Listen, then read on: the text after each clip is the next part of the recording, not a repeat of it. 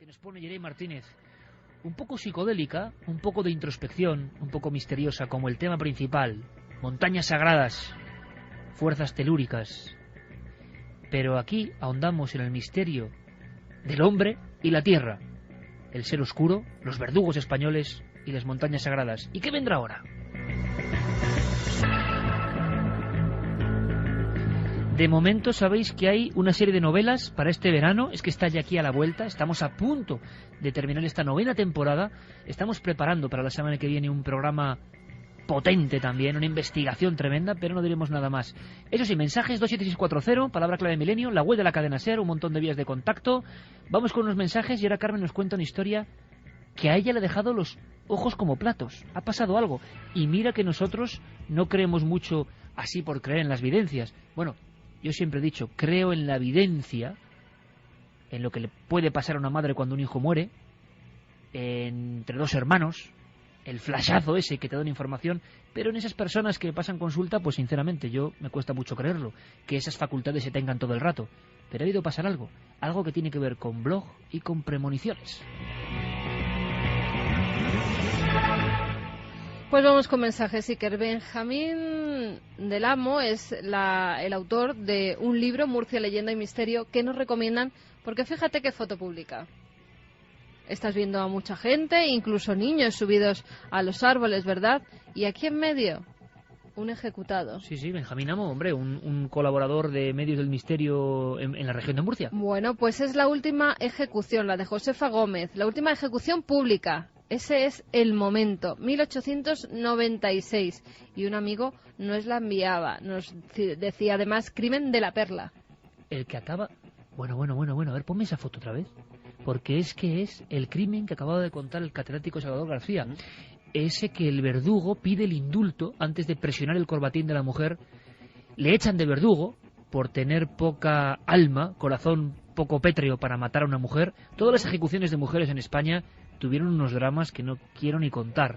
Pero en este caso, el de la Perla, en Murcia, pues aseguraban que se había enamorado el verdugo de esa mujer. Que ahora tenemos en la pantalla es la magia de la comunicación. En mitad de una arboleda, los árboles son árboles también de muerte, casi sin vegetación, las personas vestidas de luto y la mujer sola, de cuerpo presente, en mitad de la tarima, con el collarín de la muerte en la tráquea.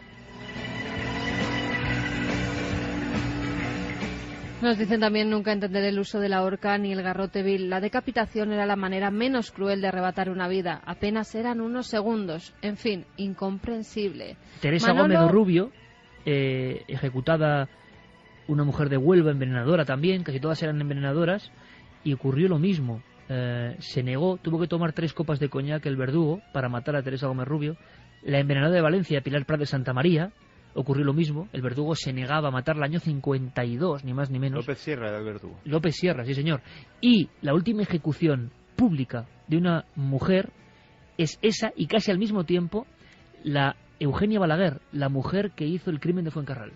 Buenas noches, verdugos, funcionarios por oposición. Es increíble con qué naturalidad se mataba. Curiosa página de la historia, nos decían Manolo y Carmen desde Toledo. ¿Cómo puede un hombre que vive de matar gente presumir de ello? Y encima dormirían tranquilos. Menos mal que todo eso se acabó, nos decía Paco desde Murcia. Estoy leyendo a J. Ucinga y justo sobre el gusto por las ejecuciones en la Edad Media. Parece que no ha cambiado mucho la cosa, pues se sigue haciendo espectáculo de desgracias y escabrosidades, nos decía Angie.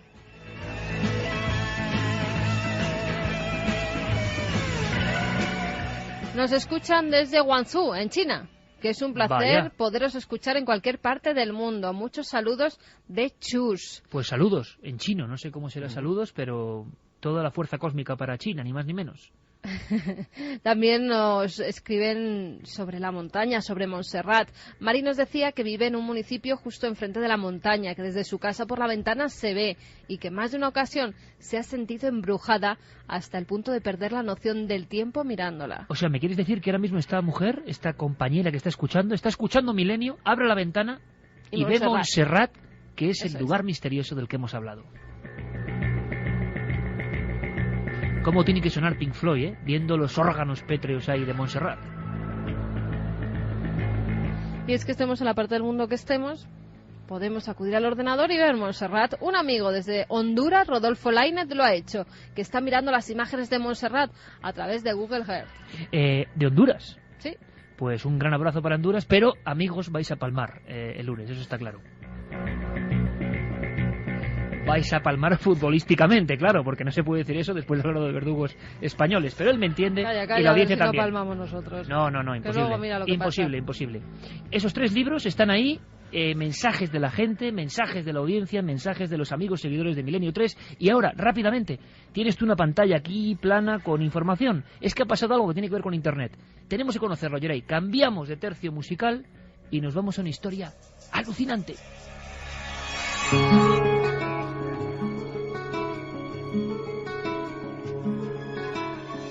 Todo empieza un 20 de enero de 2007. Natalia, una chica de 19 años, desaparece en la localidad uruguaya de Piriápolis. Había estado con 3 amigas en una discoteca. En un momento dado, esas amigas pues la pierden de vista. Es normal, había mucha gente, estaban bailando, estaban pasándoselo bien. Pero cuando llega la hora de retirarse, debían de irse todas juntas en el coche. Una de ellas, la que conducía, se encargaba de repartir a sus amigas por sus casas. No la encuentran. Natalia no aparece por ningún sitio y piensan que que se ha podido ir con alguien. Ya casi llegaban ellas tarde a sus viviendas, pero deciden pasar por la casa de Natalia. Parecía que allí no estaba la chica. Incluso tocan el claxon varias veces para ver si ella sale a la ventana, como solían hacer en otras ocasiones, pero no había forma de encontrarla. Vuelven a la discoteca y nadie sabe nada sobre Natalia. Por fin se van cada una de ellas a descansar a su vivienda y a las pocas horas salta la alarma. La familia de Natalia empieza a contactar con ellas. No saben dónde está su hermana, su hija. No aparece por ningún sitio. Incluso llegan a dar parte a la policía. Dice que que es una chica joven, que se ha podido ir con alguien, que ya aparecerá, que hasta que pase un tiempo no puede empezar la búsqueda. Los medios de comunicación se hacen eco de la desaparición. La policía, con ayuda de personal militar y funcionarios municipales, busca a la joven desaparecida en Piriápolis. Estamos ubicados en donde se vio por última vez hace más de 60 horas a Natalia. Allí la comandancia en pleno en cuanto a la investigación de este caso para... Investigaciones, el plantón de perros y también en otros departamentos vienen trabajando en la búsqueda de Natalia. Reconstruyeron hoy en Piriápolis los últimos pasos de Natalia Martínez Bengoa antes que desapareciera. Sobre este tema varios videntes se interesaron en la desaparición de Natalia Martínez. Pienso que está cercana a aguas y piedras. Hemos pedido la colaboración a los efectivos de bomberos de Piriápolis. La búsqueda continúa sin resultados positivos hasta el momento. Pasan los días y no se sabe nada de Natalia. Como hemos oído, son varios los videntes que se ponen en contacto con la policía y con la familia. Pero hay una chica que se hace llamar Kelly, que dice tener visiones y que un día después de la desaparición hace un blog que llama Verdades Ocultas, Natalia Martínez, en el que día a día va contando las visiones que tiene. La familia angustiada lo único que quiere es que le devuelvan viva a su hija. Bueno, necesitamos la colaboración de la gente en, cualquier información que nos puedan dar. Las personas que tengan a Natalia, que se me comuniquen a mi celular, hablen conmigo, no con la policía, que me entreguen a Natalia viva y no les va a pasar absolutamente nada y les doy mi palabra de honor, pero que me la entreguen viva. Escuchábamos a Claudia y a Herbert, la hermana y el padre de la chica desaparecida de Natalia. La vidente sigue poniendo sus visiones. En su blog escribe: quiero ayudar con el paradero de esta chica. Mi nombre es Kelly, soy vidente. Nunca me doy a conocer a no ser que sea necesario, como lo es en este caso. En un profundo viaje de concentración pude ver que la chica conoció a alguien en un chat y posteriormente quedó para encontrarse en un baile. Llega incluso a dar datos. Dice que es un joven, que tiene 25 años, el pelo rubio, la raya al costado, melenita, ojos marrones oscuros, frente ancha y que ve que tiene una cara de bastante enojo. Ella dice que no ve viva a Natalia y ese es su asesino. Esa es su descripción. Pero Iker, nadie parece hacerla caso y comienza la búsqueda. Graciela López, jefe de la policía de Maldonado, en ese momento cuenta cómo buscan a la chica. La búsqueda se orientó hacia varios lugares simultáneamente. Primero dentro de toda el área circundante y también en la zona del oeste donde aparecieron los documentos el día lunes a la mañana esparcidos y donde había alguna declaración de algunas personas que les pareció haber visto a una joven que podría haber sido Natalia con un muchacho en un auto.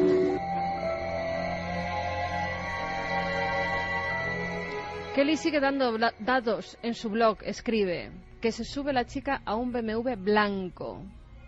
Temo lo peor y no quiero. Ojalá me equivoque. Sigo insistiendo que las amigas sabían que ella no se iba a ir con ellas. Natalia se fue con alguien que conocía bien. El chico intentó mantener relaciones con ella y Natalia se negó. Llama a la policía porque dice que tiene una visión muy fuerte, que ve su cuerpo en un lugar con agua y árboles y da un nombre: la Laguna del Sauce. Un grupo de jóvenes que juntaban piñas encontró en la tarde de ayer un cuerpo en avanzado estado de descomposición. Fue el Instituto Técnico Forense que confirmó hoy que el cuerpo encontrado en Laguna del Sauce es el de Natalia Martínez Bengoa. La vidente dice que ese joven no actuó solo. Veía también a un hombre mayor que llevaba una de sus muñecas y a un segundo chico con el brazo tatuado. Lo cierto es que, como hemos oído, en ese telediario encuentran el cuerpo de Natalia y 5 forenses realizan la autopsia. Carlos Maggi es uno de esos forenses que participa en la autopsia del cuerpo de Natalia. Y esto es lo que cuenta. El tiempo que llevaba de muerto, que se correlacionaba con el tiempo de desaparición de Natalia, más o menos 3 semanas, 21 días. ¿Dónde había permanecido ese cadáver? Y por los procesos de transformación siempre permaneció. ¿Dónde fue tirado? No fue movido de ahí.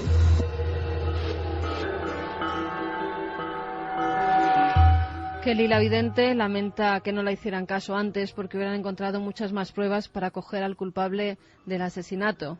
Veía el cuerpo en avanzado estado de descomposición e incluso tuvo la visión de Natalia tumbada junto a su madre en una cama o lo que podía ser un ataúd.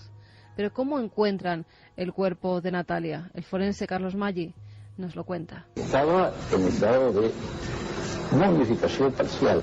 Entonces hubo etapas de momificación y hubo en otra zona del cuerpo un proceso de putrefacción.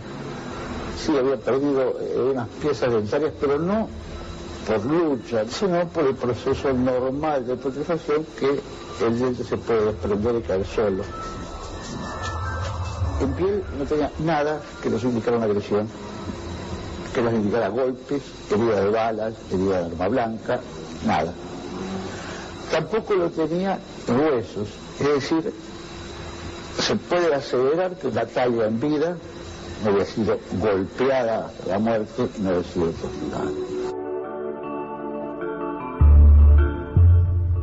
Los forenses llegan a la conclusión de que ha sido asfixiada. Además, se encuentran sus muñecas atadas como con un hilo de nylon que llega incluso a meterse por la pelvis. Ella está vestida, parece que no ha sido abusada sexualmente. Pero Iker, parece que con estos casos la fatalidad se centra en el seno de la familia Martínez. Hay muchos sospechosos, incluso llegan a apuntar al padre de la chica, al padre de Natalia, a Herbert, que no puede más con la presión. Y fíjate lo que ocurre. El caso de la joven Natalia Martínez, asesinada en el este durante el verano pasado, agregó anoche, Día del Padre, otra nota dramática. La familia le había entregado los regalos del Día del Padre. Su hija Claudia se disponía a salir y al despedirse de su padre, Ever le dijo: perdóname. Luego subió a su dormitorio y se escuchó un disparo. El padre no puede con la presión, con la pérdida de esa hija y decide quitarse la vida. 3 años después de la desaparición, la policía encuentra una pista. El ordenador que desde un momento había apuntado la vidente como donde tenían que investigar, el centro de las investigaciones, donde se debían centrar, por fin comienza a revelar nombres. Nombres en los que Natalia había chateado a través de Internet con varias personas.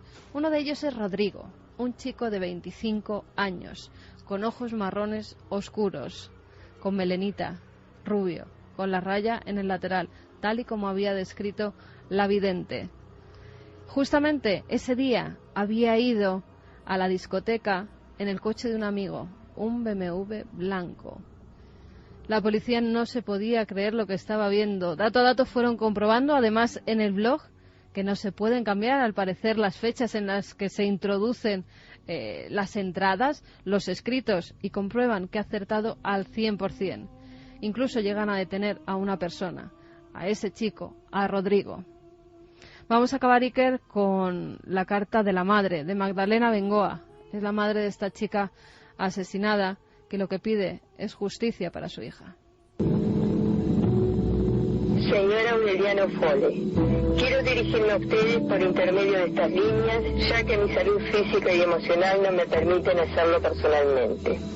Ante todo, gracias a la gente que se ha acercado a nosotros apoyándonos moralmente, gracias a quienes han roto el silencio y tal vez ayuden a aclarar este caso. Pienso que el crimen de mi hijita se va a resolver.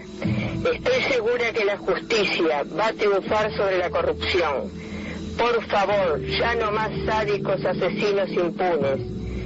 Cuando las autoridades actuantes culminen con este caso resuelto, que lo van a lograr, la justicia caiga con todo el peso de la ley sobre los autores materiales, intelectuales y sobre los cómplices que saben y no han hablado. Un ángel como Nati, a la que privaron del derecho humano más sagrado, que es la vida, merece se haga justicia. Caiga quien caiga. Rodrigo, después de ser interrogado en varias ocasiones, por fin se viene de abajo y declara. En un principio dice que fue una muerte natural, que le dio un ataque de asma a la chica y que no sabía qué hacer con el cuerpo y decidió enterrarlo. Pero se descubre que no es así, que ha muerto por asfixia y él está culpado por un homicidio. La vidente, Iker, su nombre verdadero no es Kelly, en realidad se llama Jacqueline. Jacqueline está colaborando ahora con la policía para resolver otras desapariciones. Se sabe quién es esta mujer, tiene el blog en activo, hay mucha gente que ha contactado con ella.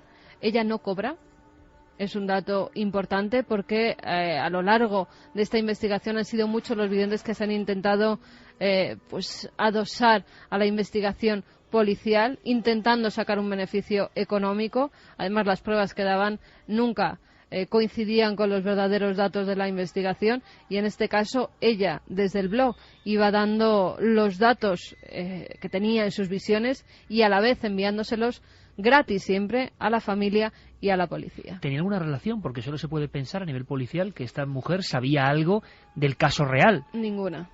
¿Se ha comprobado que no? Se ha comprobado que no. Santi, tenemos un caso como el de Medium. Patricia Arquette, encarna a Alison Dubois como colaboradora. Muchos cuerpos de élite y cuerpos de los servicios secretos y de la propia policía han acudido muchas veces a estos personajes o personas, porque a veces son personas normales que tienen como flashazos, pero les cuesta mucho admitirlo. Tenemos un caso como el de Medium, pero en Uruguay, y que ha conmocionado al país, y si esto es exactamente así, no me extraña. La verdad es que esto que parece sumamente extraño, en la historia policial y en la historia del espionaje, y algún día dedicaremos una sección a ello, se ha recurrido muchas veces a estas personas, y en más veces de las que tanto a las fuerzas del orden como a los servicios de inteligencia les gustaría admitir. Esos personajes y estas personas han tenido resultados positivos. Yo creo que es uno de esos secretos a voces que se van guardando, pero que poco a poco, porque la información fluye y más que nunca en esta época, pues se van sabiendo y los vamos conociendo. Un caso espeluznante, de verdad increíble, y que ojalá sea así, en el aspecto de que alguien desde un blog ha ayudado a la investigación policial y no tenía que ver con el crimen.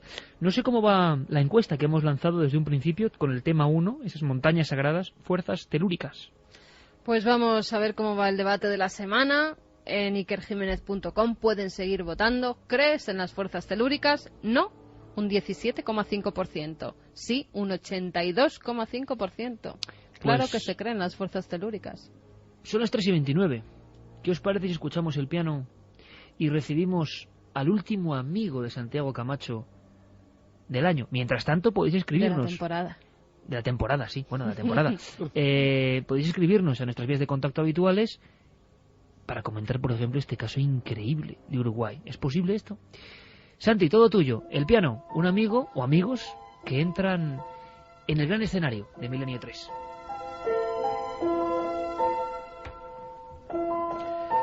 Pues mira, la verdad es que esta historia se me ocurrió viendo la película Infiltrados, esta película protagonizada por Leonardo DiCaprio, que es, yo creo, la última muestra de un género, de estas películas de agentes, de policías infiltrados en organizaciones terroristas, organizaciones mafiosas, en las cuales se nos presenta la tensión tremenda de estos personajes, esa lucha, ese ajedrez mental entre la organización y el infiltrado, unos para averiguar quién es y otros para mantener oculta su identidad.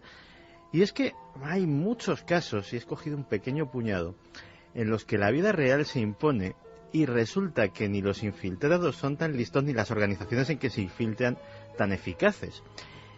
Vamos a empezar por el primer ejemplo. La familia Gambino es una auténtica leyenda dentro del mundo de la mafia. Es una de las famosas 5 familias que dirigen o dirigían el mundo del crimen organizado. En 2002, el FBI decide darle un golpe definitivo a la familia Gambino y concretamente a su jefe por aquel entonces, que se llamaba Greg de Palma.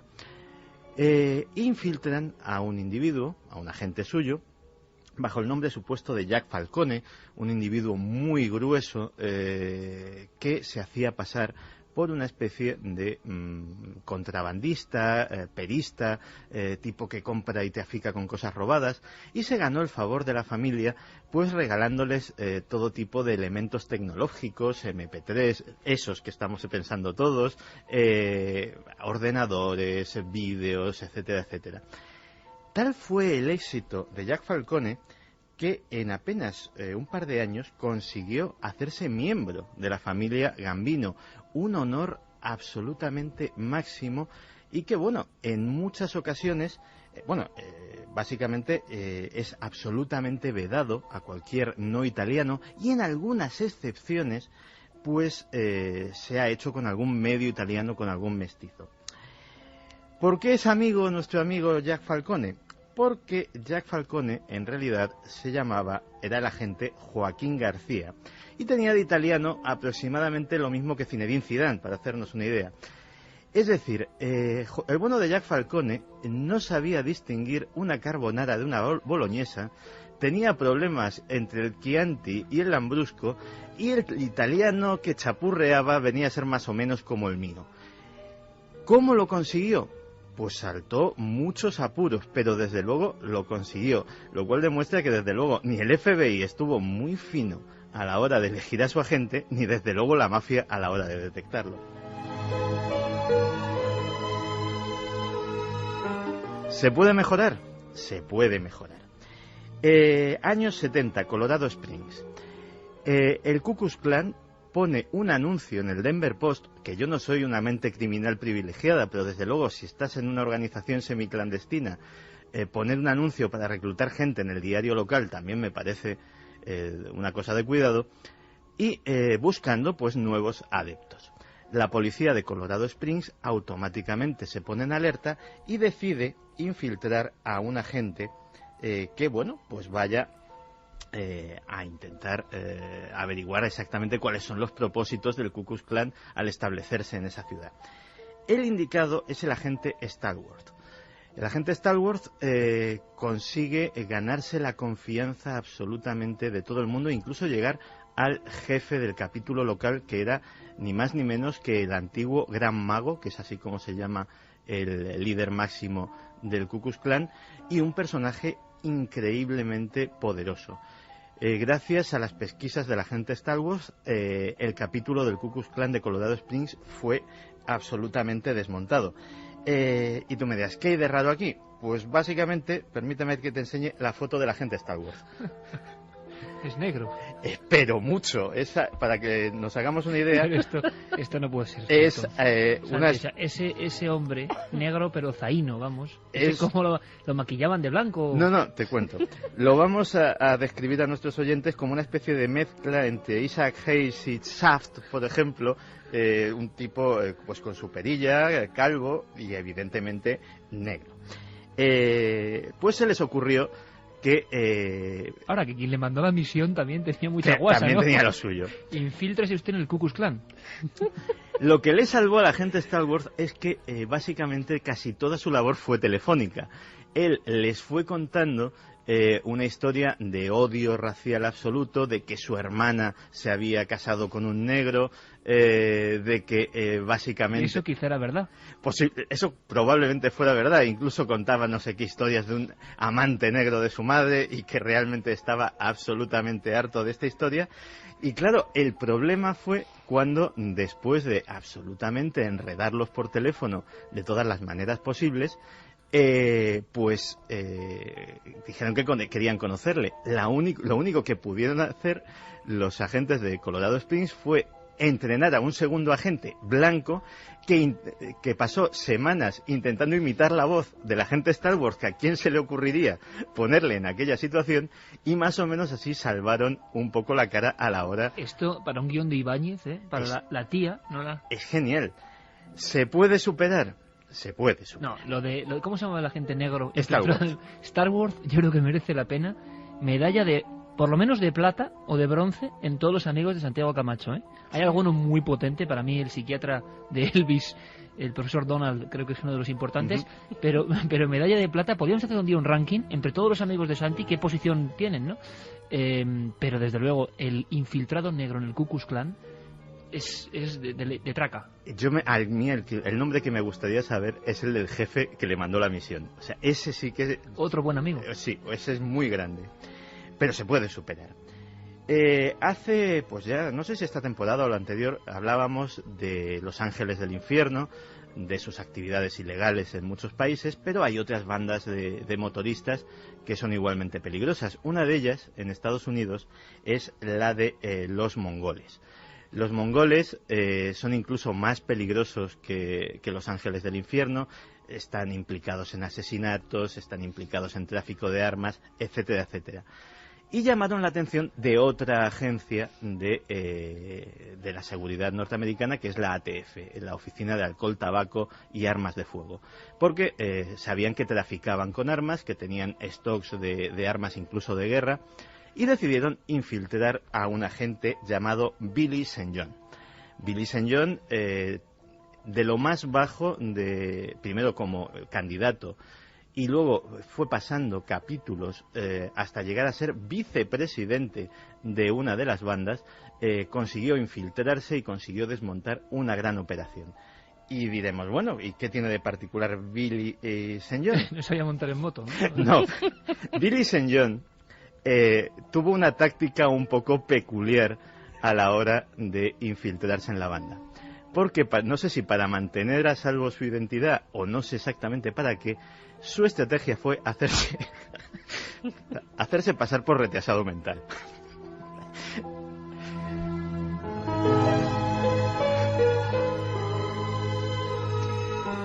Imagínate una especie de Forrest Gump, pero en plan motero, con chupa de tachuelas, moto enorme, barbaza, calvo, y hablando pues como una persona que tiene una inteligencia justita. Claro, aquí hasta el punto de que el mote que le ponían era era el equivalente español a algo así como Billy el gilipollas.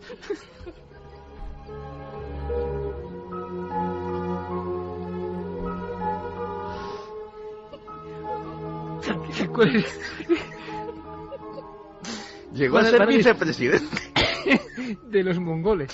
Sí. Y esto es real. Santi. Esto es real. Vamos, aquí tenemos la foto también del individuo en cuestión. A ver. Está muy chiquitita. Este de aquí, el de en medio. Es impresionante, Santi. Yo sabía que Los últimos amigos de la temporada tenían que ser muy especiales, pero no me esperaba esto. Así Santi. que, de verdad, la película de Brian De Palma es genial y desde luego es una obra maestra, pero yo estoy esperando al guionista que una de estas 3 historias me la lleve al cine porque todas ellas lo merecen, por lo menos como comedia. Santi, me quito el sombrero y además un programa que venía con una serie de historias muy fuertes, muy fuertes. Esto es Milenio 3, una montaña rusa, pero de verdad, qué 2 piezas para la historia. Billy, con su apodo, en los mongoles, y Dagford, ¿no? ¿Cómo era? Star Wars. Star Wars, infiltrado en la sociedad secreta que perseguía, incluso quemaba a los ciudadanos negros, siendo negro. Increíble. Decía el catedrático Salvador García, hablando de los verdugos españoles, que él era una persona que hacía novela. Y que investigando he dicho, pero ¿qué demonios novela? La realidad supera cualquier novela. Ese es el mensaje de todas las secciones de Milenio. Y también la de los amigos de Santi Camacho. Santi, me quito el sombrero, chapo, impresionante. Billy, eso increíble, mismo. Para la historia. Dice Jeremy Martínez, genial, es que de verdad, menos mal. Y eso nos pasa a veces cuando salimos por ahí fuera, ¿verdad, chicos? Que, bueno, en Milenio no todo es terrorífico, a veces también... Menos mal que sonreímos un poco, ¿no? La realidad también tiene esto, pero claro, con perdón, Billy el gilipollas me ha parecido algo tan absolutamente surreal, o sea, tan increíble, pero lo he visto, o sea, Santi me ha hecho visionarlo. Mira, pero ese agente negro hablando por teléfono en una oficina, diciendo que su mujer es increíble. Hace poco, viajando a Cantabria, paramos en una gasolinera y había una de esas bandas... con chalecos de cuero, ¿verdad? Sí, muy simpáticos. Estaba cayendo un sol... Bueno, muy simpático los paró la policía. No sé si estarían tan simpáticos con la poli o no. Yo me acuerdo de Santi. Y nos acordamos de Santi. Oye, pero mandamos un abrazo a todos los moteros, a todos los moteros que andan por ahí. Les mandamos un Además nos saludan abrazo. desde muchas asociaciones. ¿Te acuerdas que en un restaurante también en Madrid, que estaban además allí concentrados, se encontraron con nosotros y que nos siguen, que muchas de esas motazas tienen radio y que nos van escuchando? Que pues un abrazo para toda la gente de la carretera, para todos los camioneros, taxistas, conductores de ambulancias, para toda la gente que va por esas rutas en la noche, ¿no? Donde en Milenio se hay una forma tan especial. De verdad, Santi, mira, vamos a empezar la temporada 10ª, La temporada 10ª de Milenio 3. Yo estoy seguro de que hay que hacer un ranking de amigos. Ha sido una de las sorpresas del año. Sí. Ranking de amigos. Bueno, llevamos 2 años con amigos, ¿no? Sí, claro. Hay unos cuantos, hay que hacer un ranking. Y sin duda, Billy el gilipollas y el agente negro del Ku Klux Klan, yo creo que merece la pena estar con el psiquiatra Donaldson. Y tendremos que empezar a meter superhéroes españoles, Hoy en la televisión ya veía uno. Quiero contar una cosa. Sí, Zocian nos ha escrito... Sí, es verdad. Personalmente nos ha escrito el superhéroe americano que se enfundaba en una especie de esquijama y salía a dar porrazos a la gente y a hacer de justiciero, que nos parece muy bien. Pues nos ha escrito porque sus páginas de internet y de Facebook se han llenado y él no sabía qué pasaba. De amigos españoles. Claro, de amigos españoles. De qué ha pasado en España. En fin, mérito, una vez más, del señor Santiago Camacho. Y nos cuentan que en España empieza a haber. Dicen que hay un superhéroe asturiano. Superheroína. Bable. Superheroína que nos ha escrito, que es de Oviedo. Nos dice que mide 1,80, que pesa 115 kilos de puro músculo. Madre y que mía. se dedica a recorrer las calles. Bueno. No sé cuál será su traje, a lo mejor nos lo puede enviar una fotografía. Bueno, pues claro que sí, un fenómeno sociológico que abrió la lata de este fenómeno del que nadie hablaba, don Santiago Camacho. Vamos ahora, evidentemente, a escuchar a la audiencia siempre soberana, lo pasamos muy bien y muy mal en este programa. Carlos Lago nos trae un informe, porque, y fijaos el curioso y qué cambio, más radical. Ha habido una noticia, Carmen, la noticia de las 60 cabezas, 60 cráneos.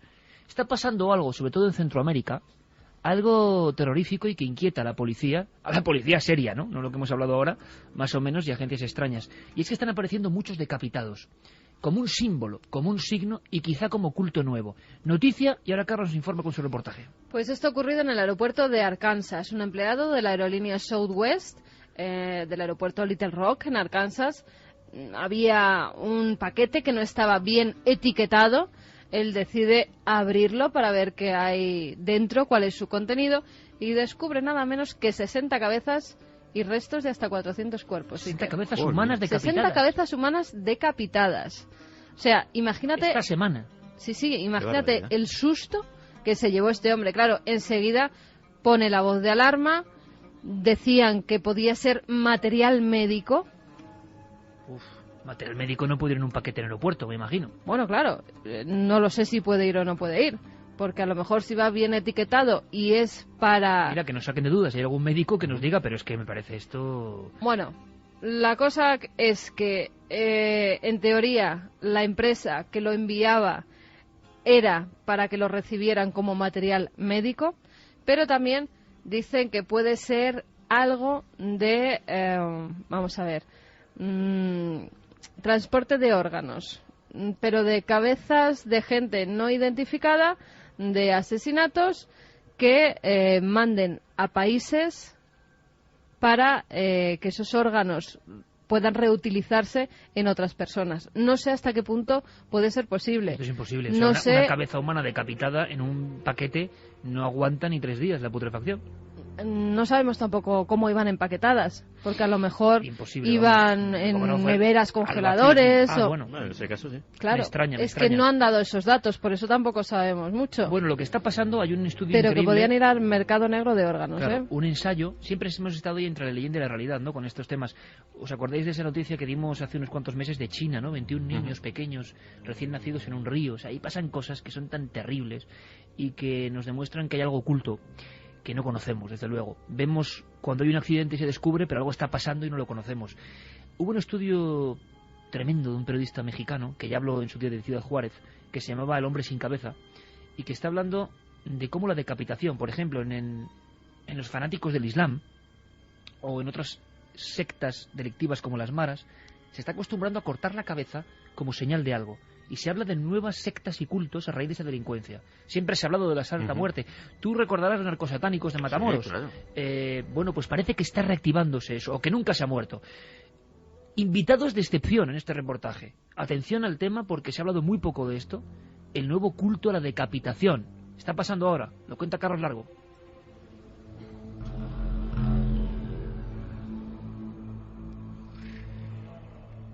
México vive sumido actualmente entre el miedo y el terror. Los altos niveles de violencia que se han ido acrecentando en los últimos años, con la proliferación de asesinatos cometidos por bandas de narcotraficantes, son más que preocupantes. Y es que en el país centroamericano las muertes causadas por la guerra entre cárteles ha generado ya la friolera cifra de 22.000 fallecidos desde 2006. Sergio González Rodríguez, autor del ensayo El hombre sin cabeza, nos explica el motivo del aumento de este tipo de prácticas en México, sobre todo del fenómeno de las decapitaciones. Los fenómenos son imitativos, hay que distinguir un patrón de imitación. De hecho, podemos vincular el auge de Internet en el uso de las decapitaciones, sobre todo a partir de la guerra en Medio Oriente. Esto es un par de años antes que empezara a darse el incremento en México de este tipo de usos, que son medios transmediáticos, causan un efecto más generalizado que una simple noticia en un medio impreso, por ejemplo, o en un medio electrónico. Macabras prácticas que, según parece, tienen por un lado un significado totalmente ritual. Y en muchos casos los cuerpos aparecen junto con las cabezas decapitadas. En otros casos simplemente preparan los sicarios las cabezas de los cuerpos y las dejan en diversas partes. Para ellos colocar en una encrucijada, por ejemplo, una cabeza decapitada implica también un acto litúrgico. Esto para ellos tiene un significado específico que no conocemos al fondo, pero sí reconocemos ciertas formas operativas, pues tiene una finalidad litúrgica que supuestamente les otorga a ellos una fuerza adicional. Sin embargo, por otro lado, desde hace unos años otro tipo de vínculos religiosos, como el culto a la Santa Muerte, también han ido ganando una mayor importancia entre los miembros de algunas bandas de narcotraficantes. Por ejemplo, los sicarios de los Zetas, un grupo de sicarios que se originó en el cártel del Golfo, usan esta deidad y le ofrecen sangre y la sangre de decapitados y descuartizados en sus propios rituales para afirmar su fuerza, para demostrar también esta impunidad, esta invulnerabilidad que por desgracia se da porque las autoridades no ejercen debidamente su tarea. Pero ¿por qué siguen ocurriendo este tipo de asesinatos? ¿Cuál es el perfil de los criminales? También ejercen otro tipo de actividades como el secuestro, el asesinato, el robo, la extorsión, etcétera. Es muy importante ver en sus palabras cómo no sienten ningún remordimiento. Son sujetos que han pasado de la sociopatía a la psicopatía. No tienen el menor resabio moral frente a sus actos. Ellos realizan simplemente una operación que les fue ordenada por su jerarquía, por su jefe superior, y la quieren cumplir para evitar quedar fuera del grupo criminal. Los hechos no son para nada nuevos. Ya desde la antigüedad en toda América existieron rituales religiosos que implicaban la extracción de todo tipo de órganos, principalmente uno, el corazón. Escuchamos al profesor y catedrático experto en cultura maya, Miguel Rivera Dorado. Sobre todo el corazón. El corazón era importantísimo porque en el corazón radicaba la vida. Era la síntesis de todas las energías vitales que circulaban por las personas. Con la extracción del corazón y la ofrenda de ese corazón a las potencias del universo, a las fuerzas telúricas, a las fuerzas celestiales, pues lo que se pretendía era que estas fuerzas, estas potencias, recobraran una energía que iban perdiendo, que se desgastaba, la energía que tenían se iba desgastando. Entonces pues con esas ofrendas recuperaban parte de esa energía, y eso permitía que el mundo pues se regenerara y perdurase, que el universo continuara adelante, ¿verdad? Y es que estas antiguas, pero a la vez nuevas formas de terror han generado también recientes titulares que apuntaban al supuesto asesinato y extirpación del corazón de 6 personas en Cancún. Sin embargo, en esta ocasión, la ficción y el sensacionalismo parecen haber superado a la realidad. Nos lo confirmaba para Milenio 3 el procurador encargado del caso, Francisco Alor Quesada. Alguien los quiso sorprender, es una noticia falsa totalmente, es una noticia alarmista. Encontraron 6 cuerpos. Efectivamente, la causa del fallecimiento de estos cuerpos es por estrangulación, y obviamente hubo lesiones antes del fallecimiento con un objeto contundente, cortante, en la parte del tórax, del lado izquierdo, que lesionó a varias de estas personas en una parte del corazón. Bajo ninguna circunstancia se les arrancó el corazón, ni mucho menos. Estas personas que fallecieron están ligados con los temas del narcotráfico, y ya tenemos a los responsables de estos homicidios en una operación conjunta que realizó la Policía Judicial con el apoyo del Ejército Mexicano. Y en los 6 cuerpos encontrados es de 23 años a 45 años de edad promedio de los que fueron encontrados.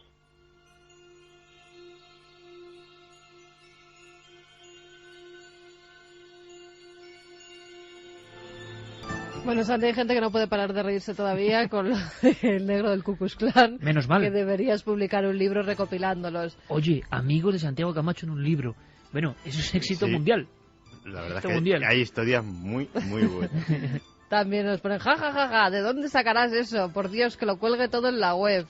No, libro, Santi. Tenemos que ayudar a Santi, que... Desde México nos escriben, gran programa. Aquí en la Ciudad de México tenemos los fantasmas en los dinamos, el desierto de los leones y el tan famoso fantasma del kilómetro 31, del que incluso se hizo una película, nos decía Salvador Delgadillo. Oye, me interesan mucho esos datos, ¿eh? Kilómetro 31, fantasma... Sí, voy a apuntar. El fantasma de los dinamos y el desierto de los leones. 71, fantasma de los dinamos y el desierto de los leones. Eso es, apúntatelo. Increíble historia, me recuerda a la magnífica serie de Medium. Espero que 4 la recupere. Saludos a todos, gracias por ser así. Y a Santiago Camacho, que eres su ídolo. Nos decía Belén Vila. No me extraña. Gracias, Belén. Desde Huelva, por fin algún superhéroe en España después de Ruiz Mateos. Un saludo a la grandiosa nave del misterio. Es verdad, el primer superhéroe anónimo fue el Ruiz Mateos. Sí. Nos siguen llegando remedios caseros para... La semana pasada abrimos esa oscura página de la historia también con remedios caseros. Mira, nos decía Morena que las pastillas de leche de burra, como bien dice el nombre, se hacían con leche de burra y empezaron vendiéndose a granel en las farmacias como un dulce para niños. Ya, pero después no. Fran luego, desde Alicante, dice que en su país, Colombia, se le daba a los chiquillos sangre de armadillo, gurre, para el asma y boñiga de vaca hervida en leche para la viruela. Ahí se ha pasado, yo creo. Gurre es la sangre de armadillo. Sí. Nunca dejamos de sorprendernos. Y lo otro es la moñiga de toda la vida.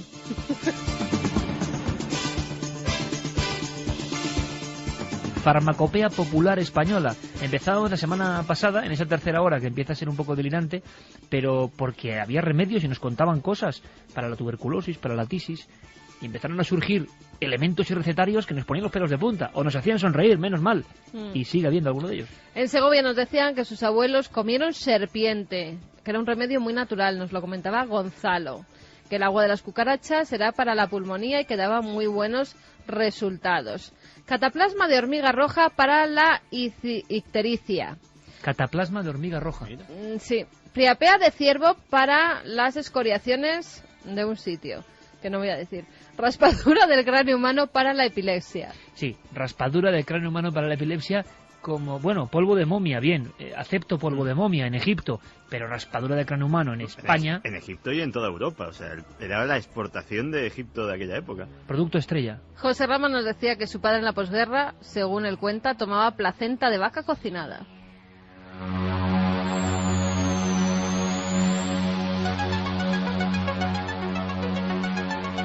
Mira, marchamos a América, pone Geray Olim, siempre esa gran serie que hizo el doctor Fernando Jiménez del Oso por el Perú.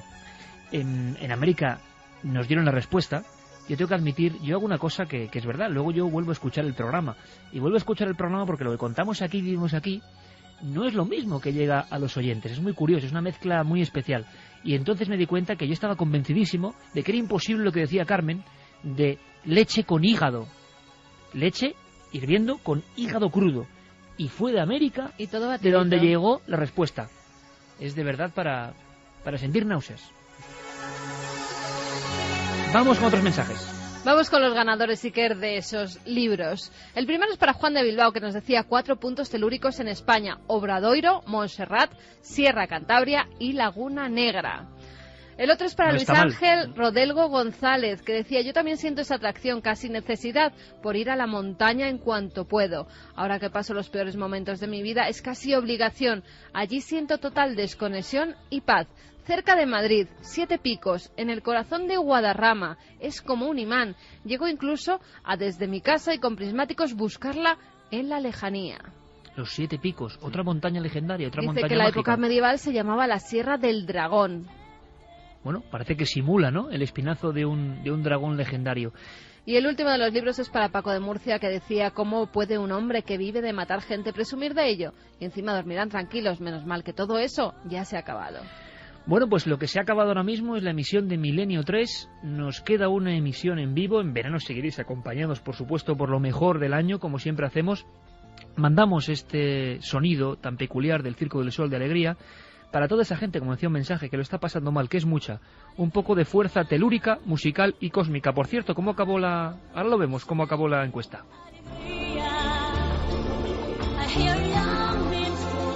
Pues ganando el sí. ¿Crees en las fuerzas telúricas? Sí, un 81,6% frente a un 18,4%. Bueno, nosotros, fuerzas telúricas no lo sé, pero fuerza de la radio, de las ondas, de la amistad, de estar juntos todas las noches desde hace casi una década, se dice pronto, y si Dios quiere, el relojero, el algo cósmico, que sigamos aquí estaremos al regreso. Nos queda un programa y va a ser un viaje alucinante, solo os digo eso, alucinante, con documentos desde el lugar de los hechos. No os lo podéis perder. Santiago Camacho, como siempre, un placer y un honor, amigo. Pues un placer y un saludo a todos los amigos de España y el mundo. Sí, señor. Geray, Carlos, Fermín, a todos los compañeros que han hecho que esta nave surque el cielo de la radio, un fortísimo abrazo. Carmen, que seguiremos investigando, nos queda una emisión que tengo muchas ganas de hacer. Sí. Pero muchas. En 4 vamos a seguir también todo el verano, Iker. O sea que no dejamos a nadie nada huérfano sin Milenio de la nave. ¿Qué va? Ahí estaremos. La próxima semana aquí, en la radio. Feliz semana, amigos.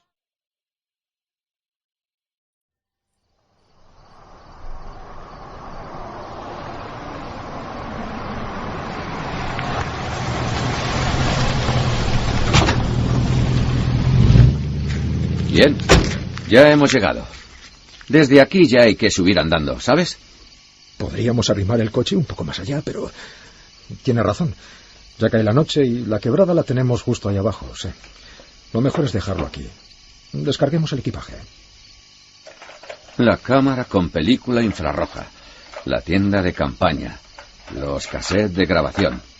¿Está todo, Juan? ¡Juan! ¡Juan! Sí, dime, te escucho.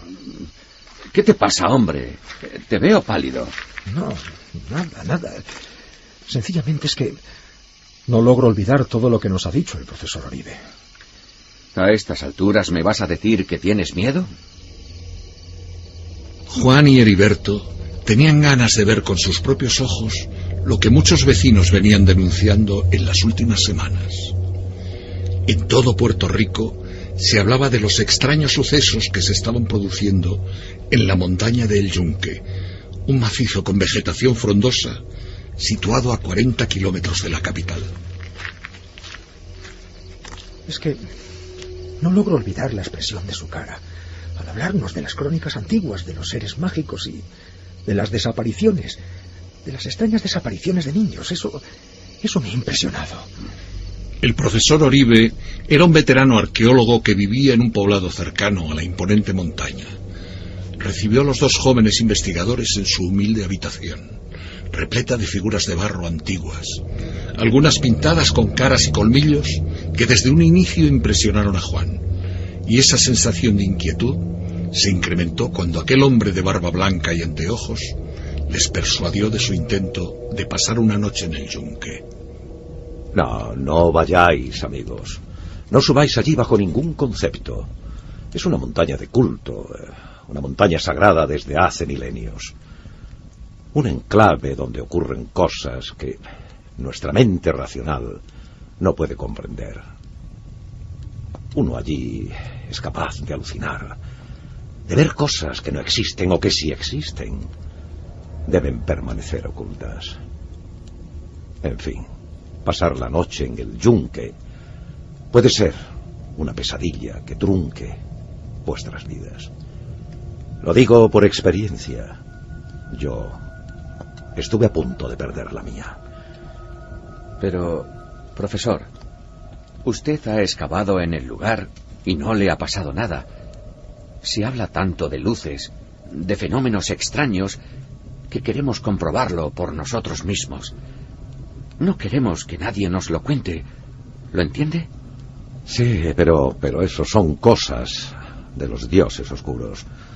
¿Conocer para qué? Mire, amigo, yo sabía muy bien lo que hacer en cada campaña arqueológica. Tenía que encargar ritos, incluso sacrificios de animales para aplacar a las deidades que guardan El Yunque. Es una tierra que, por cada cosa que arrancas de ella, tienes que pagar con sangre. Eso lo sabían muy bien los antiguos. Pero ¿no querrá que junto a nuestras cámaras llevemos unos pollos para degollar allá arriba, profesor?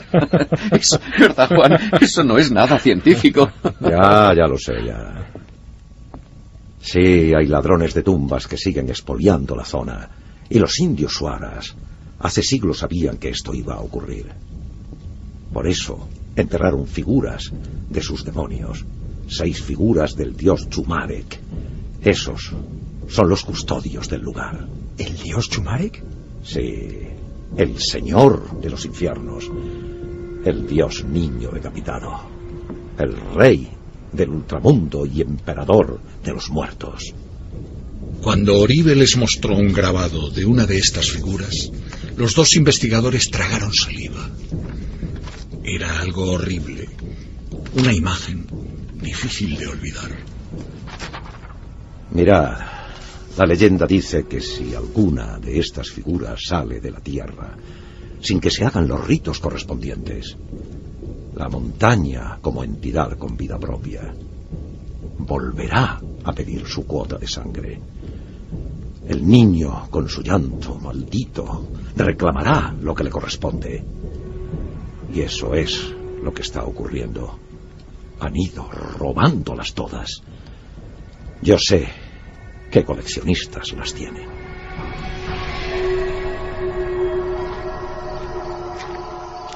Vamos, hombre. No te me irás a aflojar ahora. Ya.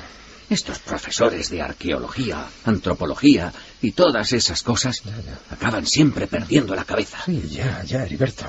No lo sé. Han desaparecido 6 niños. 6 niños. Como las 6 figuras de Chumarec. En el último mes. Eso no puede ser casual. Efectivamente, en aquel mes de octubre de 1973, los vecinos de poblados como Barranca Negra, Cabezo Lucero y Cristo Redentor habían denunciado a la policía la desaparición de niños pequeños que, jugando en las inmediaciones de sus casas, casi pegadas a la montaña, se habían esfumado, sin dejar rastro. No se encontró ni un solo cuerpo. No sé, Heriberto. A mí el dibujo de Chumarec que nos enseñó el profesor es que no se me va de la cabeza. Ya. Chumarec, un niño sonriente que camina con su propia cabeza en la mano. Nah, eso son tonterías. Juan, pásame la linterna. Anda. Toma. Cayó la noche con gran rapidez, como un manto negro. Tapó el cielo en un abrir y cerrar de ojos. Juan, algo nervioso, iba mirando atrás constantemente. Poco antes de llegar a la cima de la montaña, observó algo. Fue un instante, tan solo un segundo, pero lo suficiente para verlo bien. Heriberto, mira, ¿Dónde? mira. ¿Qué? ¿Dónde? Ahí detrás. ¿Dónde? Ahí, al final del camino. Sí. Mira ahí. Sí, ya lo veo. Efectivamente, Juan tenía razón. Había 3 figuras que se aproximaban lentamente. Los 2 investigadores se quedaron petrificados. No estaban solos. Son 3 mujeres. 3 mujeres. Ya, Juan, ya lo veo. Echándose a un lado, tratando de confundirse bajo un árbol para no ser vistos, los 2 hombres intentaron mimetizarse entre las sombras. Juan, calla, cállate, calla. Eran 3 mujeres que caminaban en paralelo, vestidas con una especie de túnicas. Las 3 muy despacio. Sin mirarles, pasaron por el camino que moría en la cima. No detectaron la presencia de los 2 intrusos y sus caras tenían una expresión singular, una sonrisa congelada, una sonrisa terrible. Heriberto, ¿lo has visto? Sí. Ni siquiera han pestañeado. Están como muertas. Pero sonreían como Juan, Chumarec. Juan, tranquilo, que nos van a ver. Debemos descubrir lo que ocurre. Mira, ya no están, ¿lo ves? Ya. Han desaparecido. Justo allí. Ya no están. Ya lo veo. Las 3 muchachas, silenciosas, se habían perdido en la oscuridad. Para Juan no cabía duda. Se habían volatilizado ante sus propios ojos y eran un ejemplo del encantamiento que imperaba en aquel lugar maldito. Heriberto, sin embargo, seguía siendo más templado. Tienen que haberse metido en una cueva. No sé. Es imposible que hayan desaparecido. A lo mejor son miembros de una hermandad criminal. ¿Entiendes? Quizá estemos ante las brujas que están robando niños, Juan. Sí. Pero esto es demasiado extraño. Mira, debemos regresar, debemos volver. El profesor tenía razón, Heriberto. Aquí ocurren cosas que no podemos comprender. Esas chicas parecían cadáveres. Esta montaña puede hacernos enloquecer. Ya nos advirtió el profesor Oribe. Ya, no lo comprendo. Solo nuestro coche está allá abajo. Sí, mira, puedo verlo desde aquí. Ya lo veo. Por lo tanto, no ha llegado nadie más. 3 muchachas jóvenes, solas, caminando más de 30 kilómetros. No sé. Es algo que no me cuadra, Juan. Ya, pero... Cuidado. Estoy escuchando algo. Juan, ¿lo oyes? ¿Lo oyes, Juan? ¿Qué? Heriberto gozaba de buen oído y había adivinado la proximidad de algo o alguien. A la izquierda de ambos investigadores comenzó a escucharse un lento caminar que se abría paso entre la maleza.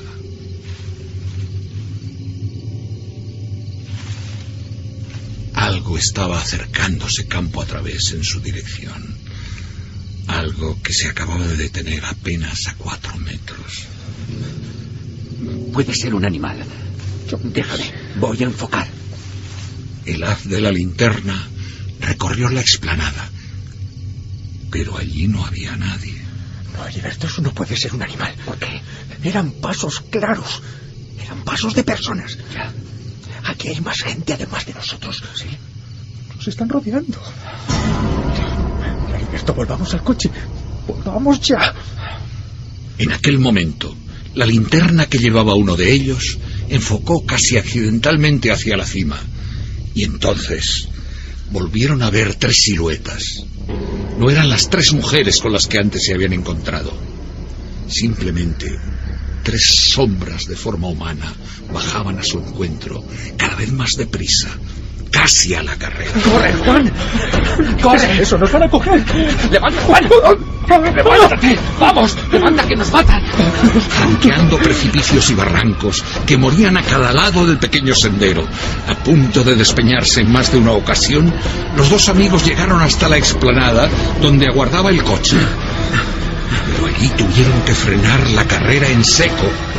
Los 3 individuos rodeaban el vehículo, lo observaban como si nunca hubiesen visto uno, pululaban a su alrededor y hacían ademán de mirar al interior. Eran otras 3 figuras, vestidas con un sudario tan oscuro como la noche. Déjame. Esto hay que fotografiarlo, Juan. No sé si... Espera un poco. Espera un poco. Esto puede ser una prueba de todo lo que está pasando. Seguro que sí, pero... A ver, Heriberto, cuidado. Cuidado, que nos van a ver. Sí. La luz del flash delató a los 2 investigadores. Pronto las figuras que deambulaban junto al viejo Ford se detuvieron. Las 3 a la vez, como si siguiesen una misma orden. Después se unieron en paralelo y comenzaron a subir lentamente en busca de los intrusos. El miedo, una vez más, había dejado rígidos los músculos de Juan y Heriberto. Algo los mantenía allí, una fuerza invisible que los sujetaba y que no les dejaba lanzarse en una frenética carrera hacia alguna salida. Mira, Juan, es un cuchillo. Llevan un cuchillo. El terror más absoluto los dominó por completo. Una de las figuras que ascendía portaba algo que centelleaba. De inmediato, con la luz de la luna, ambos pensaron que era una daga o puñal. Juan, Heriberto. Sí, profesor. Soy yo. Espérenme. Con un potente foco, el viejo profesor Oribe ascendía por el sendero. Su haz de luz blanca pareció disolver rápidamente aquellas figuras de pesadilla, tanto a las que estaban a la espalda de los 2 investigadores, como a las otras 3 que habían comenzado a aproximarse de frente. Profesor, Dios santo, estamos rodeados. Unas mujeres. Luego unos espectros con... Sí, con un puñal, profesor. Vámonos, vayámonos de aquí cuanto Juan, antes. Vámonos, profesor. Vámonos. El coche de los investigadores había quedado completamente bloqueado. Algún tipo de energía o electromagnetismo lo había inutilizado. Todos montaron en la furgoneta del profesor Oribe y huyeron del yunque como alma que lleva el diablo.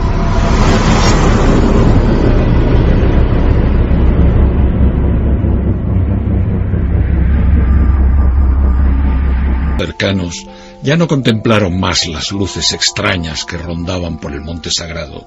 Todo aquello terminó, y ni un solo niño faltó de su hogar al llegar 1974. A partir de aquel rito secreto y solitario, el yunque volvió a ser un lugar aislado y respetado, como lo había sido siempre, desde la más remota antigüedad. Los viejos carboneros aún cantan a los difuntos. Cuentan que en tiempos se dejaba un horno encendido, porque precisamente en esa noche los difuntos regresaban desde el otro lado.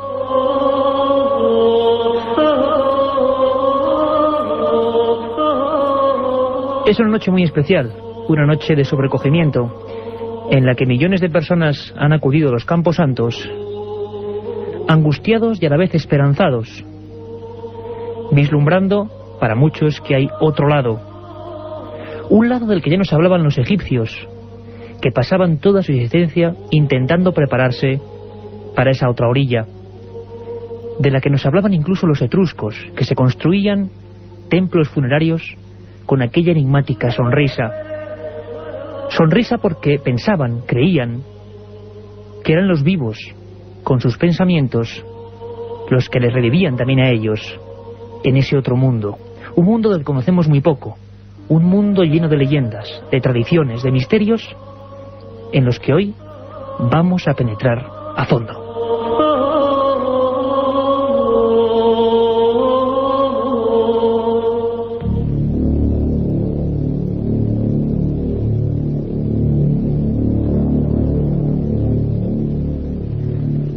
Noche de difuntos, Milenio 3. Les habla Iker Jiménez, siempre en compañía de un equipo magnífico, Carmen Porter, Katia Rocha, Carlos Barroso, al que hoy mandamos un abrazo muy muy especial, y a los mandos técnicos siempre firmes de esta nave de comunicación y misterio, Jorge Martínez. Hoy un tema por el que muchos nos habíais preguntado, y en un día muy especial. Es muy importante para nosotros hacer este programa en el Estudio 1, con más penumbra que nunca, de la cadena SER. Todo a oscuras, un pequeño foco, y vamos a intentar hacer un esfuerzo entre todos, meternos en esta máquina del tiempo y el espacio, y viajar al presente, al pasado y al futuro. Intentar rodear ese mundo extraño, que en el fondo es la incógnita de nuestra propia existencia. ¿Existe el otro lado? Existen las tradiciones, evidentemente, que hablan de que ese otro lado se presenta ante nosotros. Vamos a recorrer España y el mundo. Vamos a hacerlo con documentos que yo creo que les van a sorprender. Y vamos a elegir, podíamos haberlo hecho con otro tipo de tradiciones, pero quizá hay una muy concreta que es genuina. Se produce en el norte de España, las zonas de León, parte de Zamora y sobre todo Galicia. Nos ha llegado hasta hoy fresca, viva, con testimonios, nombres y apellidos que nos indican que, bueno, que es leyenda hasta cierto punto.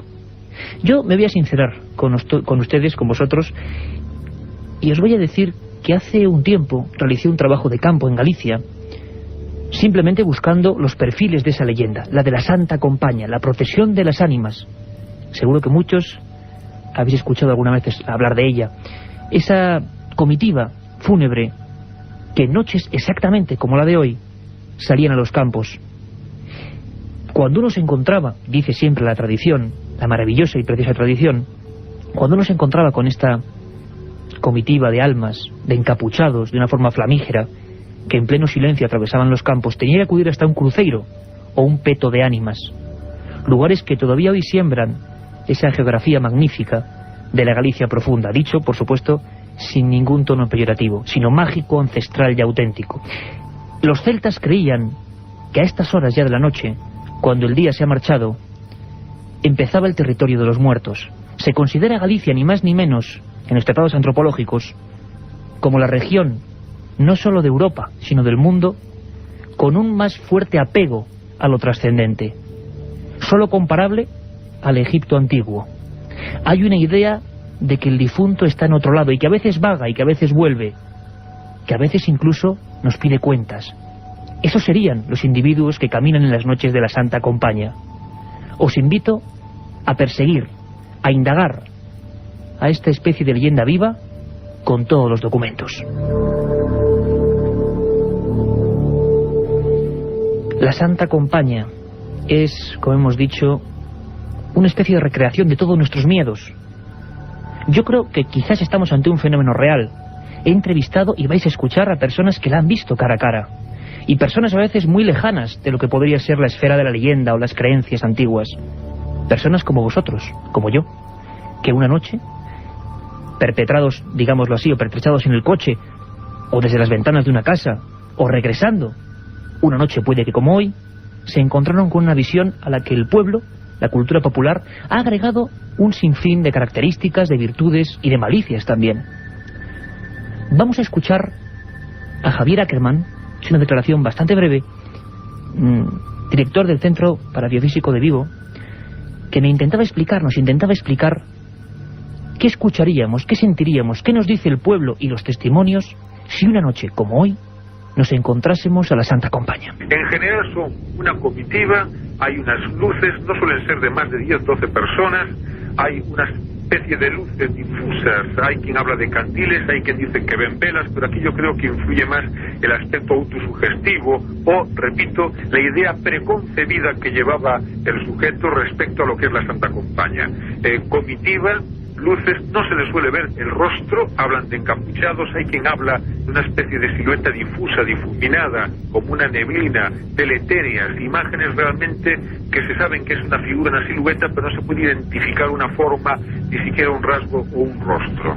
Casi todas van en silencio, suelen, antes que nada, antes de que aparezca la manifestación física, hay una manifestación a veces olorosa, hay una especie de olor fuerte, hay a veces una manifestación que parece que la pueden percibir ciertos animales, pues, antes de que aparezcan, los perros se ponen a aullar, los animales, si es en el medio rural, en el establo, las vacas, los caballos, se agitan, se ponen nerviosos y después suele aparecer la Santa Compañía. Lo que sí es cierto es que hay una manifestación que yo me atrevo a decir que es real. Una manifestación quizás real, en la que desde luego cree firmemente gran parte, desde luego que antes, quizás antes de la llegada de la electricidad, algunas aldeas de Galicia se creía probablemente más. Quizá la orografía escabrosa, tenebrosa a veces, de esa región, muchos piensan que es motivo para generar estas historias, pero parece que no, que la fuerza antropológica de esta historia va mucho más allá. Y hoy queremos conocerla y presentársela a todos los españoles y personas del mundo que nos siguen aquí en Milenio 3, para que conozcan una de las cosas más singulares en torno al misterio. Es un honor para nosotros y un placer tener al otro lado del telefónico a Xosé Ramón Mariño Ferro, ni más ni menos doctor en antropología por la Universidad Autónoma de Madrid y actualmente profesor de antropología social en la Universidad de Santiago. José Ramón Mariño Ferro ha realizado un trabajo excepcional, Aparicións e Santa Compañía, que recomendamos, por supuesto, a todo el mundo, en ediciones Documio.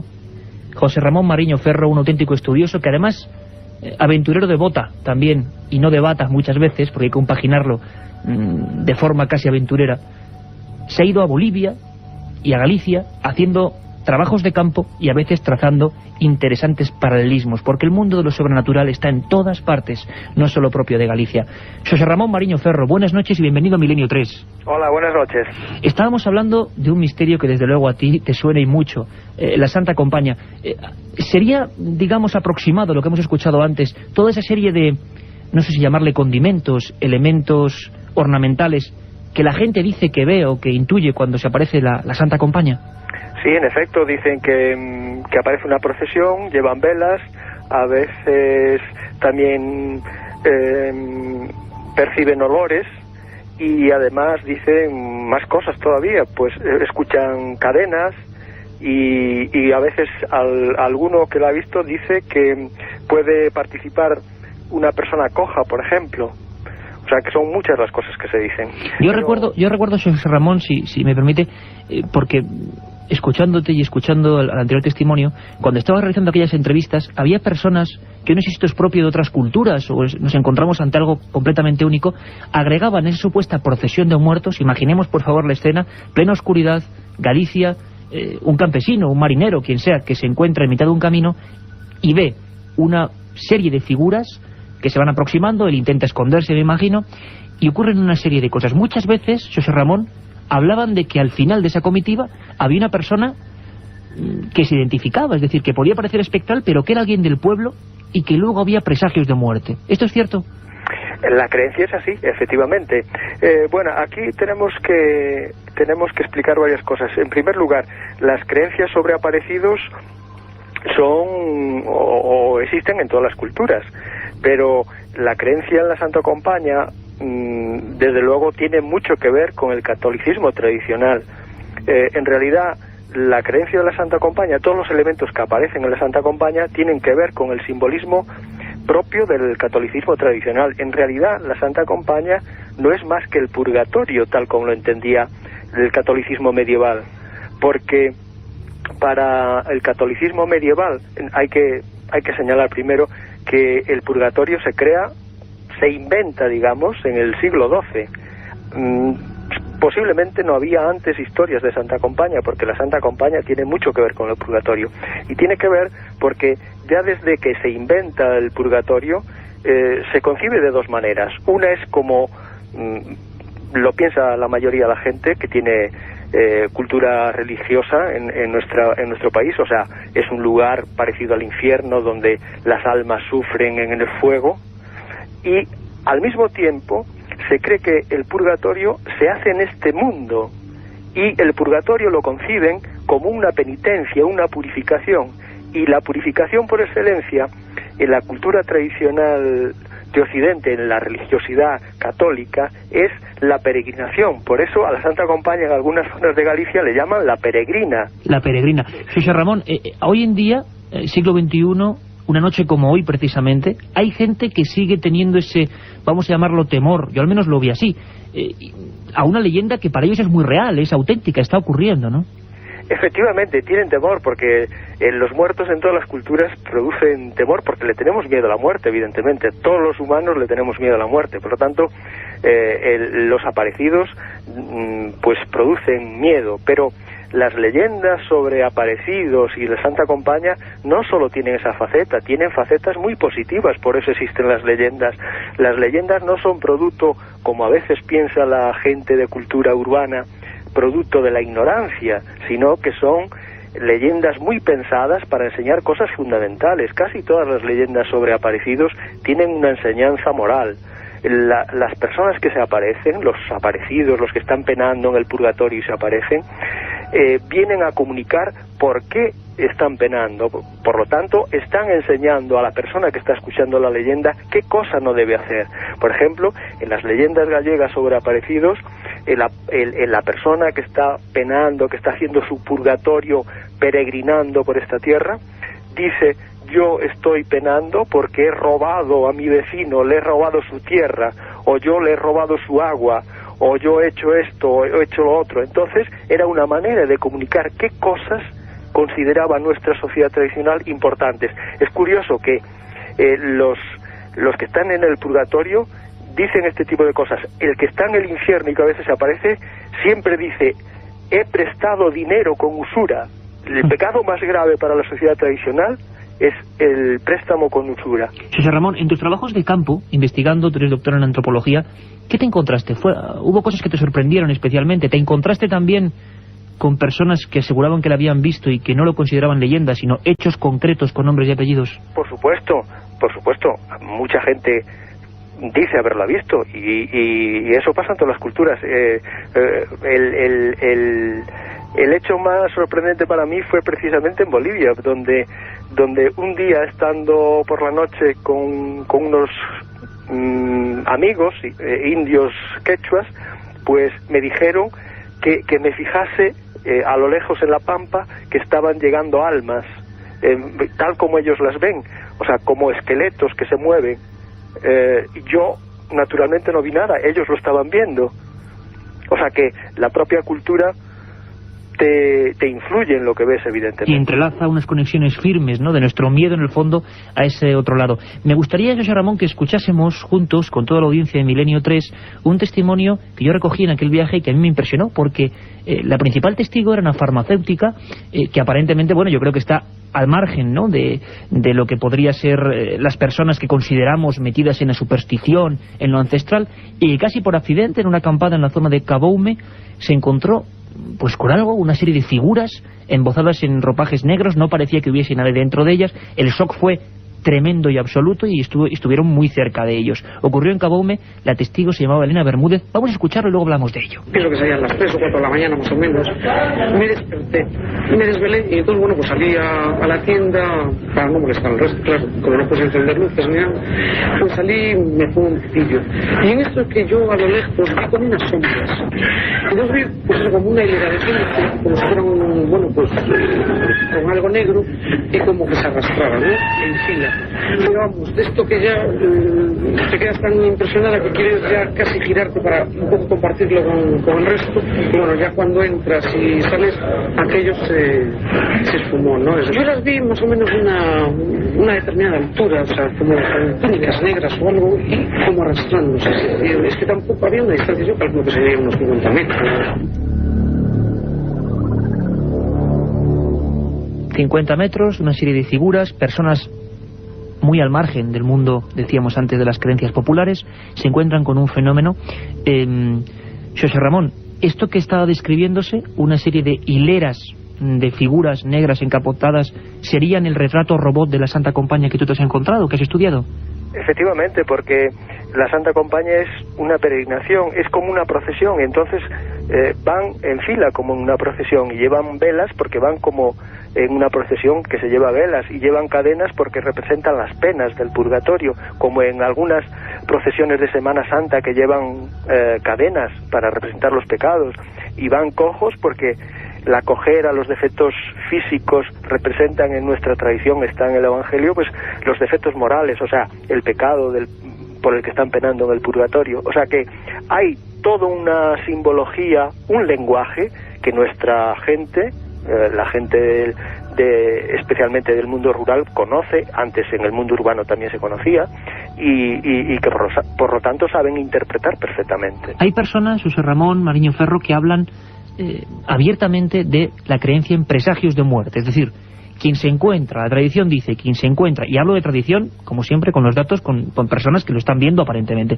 la tradición dice que se encuentran con una Santa Compañía, en su más o menos estructura, el retrato robot que hemos dicho, la típica imagen de una serie de figuras flamígeras bastante altas, que, como decía José Ramón, emiten algún sonido en alguna ocasión, y luego la visión de alguien o alguien del pueblo que muere, o incluso esa procesión, yo lo he escuchado en pueblos de León y de Galicia, se para en una casa concreta donde ese morador muere al poco tiempo. Es algo consustancial también el presagio de muertes en la Santa Compañía, José Ramón.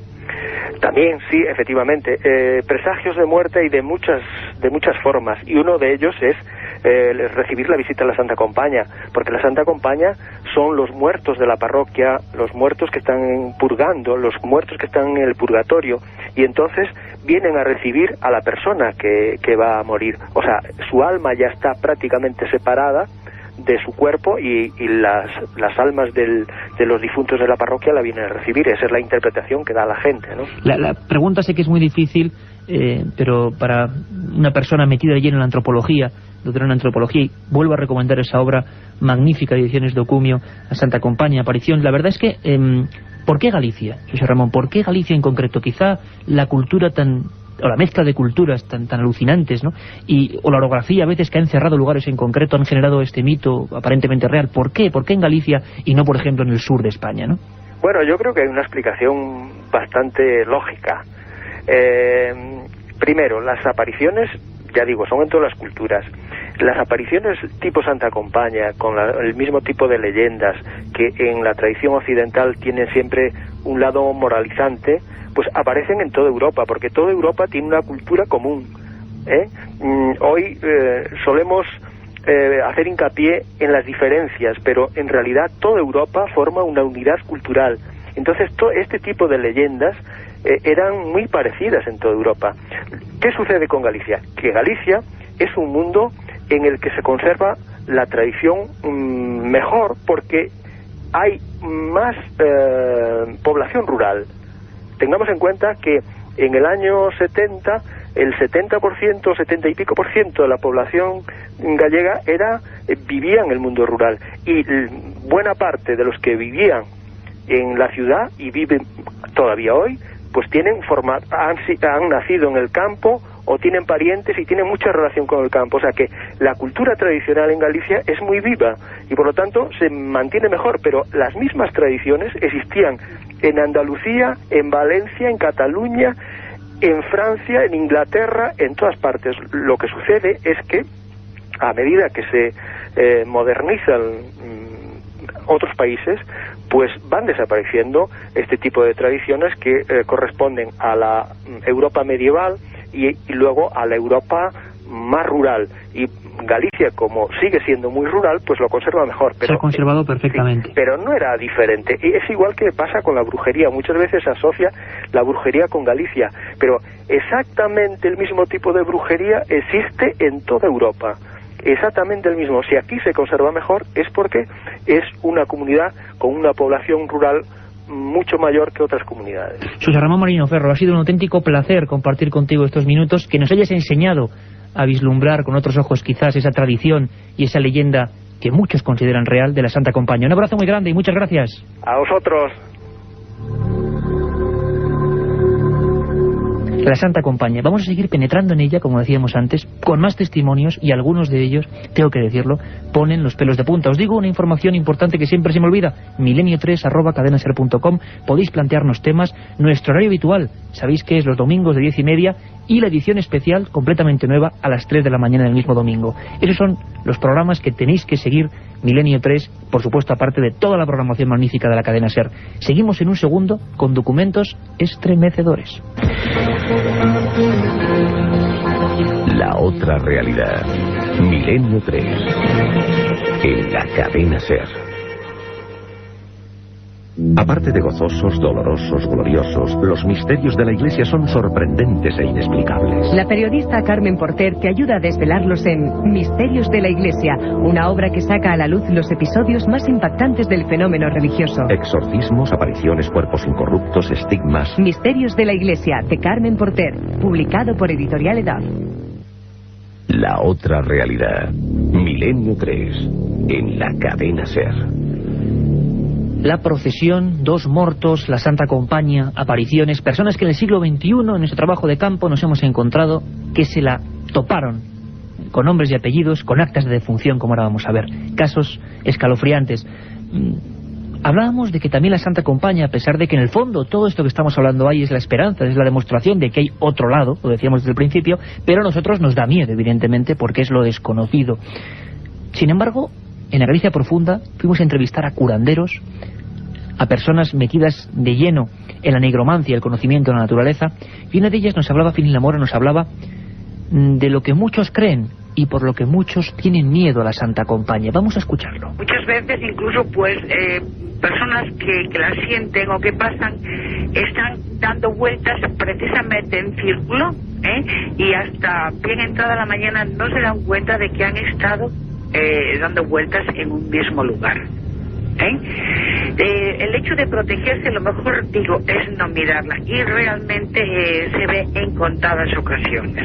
No todo el mundo tiene esa predisposición, se puede sentir, pero muy pocas personas la ven, y quien ve, repito, se habla de que se muere en un término de 3 meses. Quien la ve se muere en un término de 3 meses. La verdad es que es una tradición, una leyenda, unos sucesos sobrenaturales y sobrecogedores también, porque acarrean, digámoslo así, como si fuera Caronte, el antiguo emisario de los dioses que nos llevaba hasta el otro lado, toda esa sensación de que vienen a por alguien.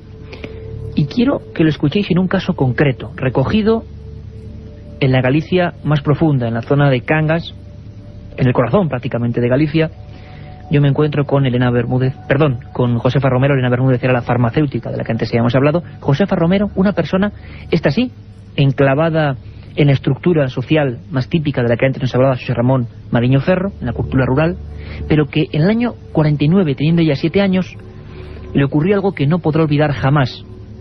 Algo de lo que había más testigos, es decir, su propia madre y otros familiares estaban viendo aquella procesión, aquellas figuras como si realmente fueran solo ropajes, como de capuchino o de sacerdote, pero nadie dentro, en una hilera y con luces en la mano, o con luces muy próximas a las figuras. No os olvidéis de este retrato que estamos haciendo ahora, porque otras muchas personas, y muy importantes, la han vivido de cerca. Lo más increíble es que detrás de esta procesión había una figura de alguien perfectamente identificable. Alguien a quien 3 días después de ser observado junto a la supuesta Santa Compaña, falleció de una forma dramática y registrada en los periódicos. Un rayo entró por la ventana en su pueblo de Cangas y le atravesó prácticamente de parte a parte. Claro, estas historias imaginamos que dejan un pozo muy fuerte de miedo, tanto como para que, por ejemplo, esta noche la noche por excelencia de la Santa Compaña, pocos salgan a los caminos, a los cruceros, y muchos se acercan a los petos de ánimas buscando esa supuesta protección ancestral de la que nos hablaban los curanderos. Vamos a escuchar con sus propias palabras. La entrevistamos en su casa, en mitad de una región pues prácticamente selvática, en pleno Galicia, de noche, en invierno, a Josefa Romero, y este caso que ella vio con sus propios ojos, junto a su madre y otros familiares, en 1949, en el mes, adivínenlo, de noviembre, el primer día de noviembre. Oímos ruidos de pasos, de gente que venía, pero bastante gente. Mi madre se asustó, pero yo, como era pequeño, pues no me dio miedo ninguno. Al ir acompañada con una persona mayor, siempre sabes que vas como protegido. Entonces, mi madre se paró, entró miedo. Y entonces esas personas de cada vez venían andando más, venían todas de negro, pero no se le veía la cara. A esas personas venían andando, solo se veían los pasos y venían cantando, que era gente, ¿eh? Atrás de esas personas venía una señora, que era de aquí de cerca, que yo la conocía. Y mi madre también, pero mi madre no logró verla. Mi madre estaba asustada, pero muchísimo. Pasó aquella señora, pasó aquello. Yo le dije, mira que eres esa persona. Y mi madre, ¿pero cómo iba a ser? Y yo, pues sí, que yo la conocí por la forma de andar, por la ropa que llevaba vestida. Era una señora viuda, estaba de luto. Y a los 3 días, esa señora murió de una chispa. Esa señora murió de una chispa, lo que es lo mismo de un rayo. Carmen Porter, buenas noches. Hola, buenas noches, Iker. Nos encontramos aquí en un clima muy especial. Hay un correo electrónico, es bueno repetirlo siempre. Llegan los mails en vivo, Milenio 3. Y ya los oyentes asiduos se lo conocen y nos están escribiendo, pero yo lo vuelvo a repetir. Es milenio3 con número @cadenaser.com. milenio3 @cadenaser.com. Y hablábamos de la Santa Compaña como la imagen viva de ese entorno, de los muertos no muertos, los que se han quedado en un entorno medio según la tradición, que están vagando. Pero no solo hay santas compañías en Galicia, sino que en otros entornos muy cercanos hay cosas parecidas, extrañísimas. Vamos a hacer ahora pues un ejercicio de antropología y misterio. ¿Qué otras santas compañías puede haber en esa zona norte de España, Carmen? Pues mira, ya no solo en la zona norte, aunque empezaremos por ahí. Tenemos en Asturias la procesión de los muertos. Allí es conocida como la Huestía o la Buena Gente. La Buena Gente. Exactamente. En este caso son un grupo de seres espectrales, vestidos con túnicas, que en sus manos portan hachas de cera o huesos humanos. En otras ocasiones, eso según cuenta la tradición. También se les suele ver abandonando el atrio de la iglesia mientras entonan un rezo. El primero de la fila lleva una campanilla de la que surge una fúnebre musiquilla. El objetivo de estas fantasmagóricas figuras, Iker, es llegar a la casa de un enfermo. Allí rodean 3 veces la vivienda en completo silencio y al terminar comienzan a llorar. Apagan las velas, el enfermo muere y pasa a estar en las filas de la Huestía. Una tradición que se recoge en libros de leyendas y antropología pura y dura de la cornisa cantábrica, y una tradición, leyenda, en realidad, estamos viendo y hablando de casos concretos, que se recoge en Asturias. Más regiones, Carmen. Nos vamos hasta León. En León se la conoce a esta procesión de muertos como la pantalla. Es muy parecida a la Santa Compaña, pero en este caso la encabeza un niño blanco, vestido también con ropajes antiguos, y también porta entre sus manos una tibia humana encendida. Una tibia humana encendida. Imagen que se ha recogido en algunas escenas míticas, por ejemplo del cine español, que han tratado el asunto de la Galicia más ancestral. La imagen de un niño, en este caso en León, con una cruz o un hueso encendido. La tradición, y esto sí que desde luego es tradición, porque hablamos de casos de gente que está viendo algo y quizás, como eso se está viendo hace muchos siglos, las personas interpretan sobre esos hechos concretos. Y la gente interpreta que quien se encuentre con la Santa Compaña, es lo que dice la leyenda, ese niño o ese personaje que la encabeza le otorga ese hueso o esa cruz, y el alma, fijaros qué cosa más curiosa, porque se repite en la India, por ejemplo, el alma, el estado astral de las personas, sin que el enfermo lo sepa, pues se empezará a encontrar cada vez peor, cada vez más cansado. ¿Por qué? Porque dice la tradición que durante las noches, sin él saberlo, está vagando junto a la Santa Compaña, junto a la Huestía, junto a la pantalla leonesa, hasta buscar a otro infortunado que pasarle ese tenebroso testigo. Vamos a seguir dando vueltas por España, Carmen. una zona que yo sé que tú conoces muy bien, Iker, y que te gusta mucho, norte de Extremadura y sur de Salamanca. Allí se la conoce como cortejo de gente de muerte. Menudo nombre. Menudo nombre.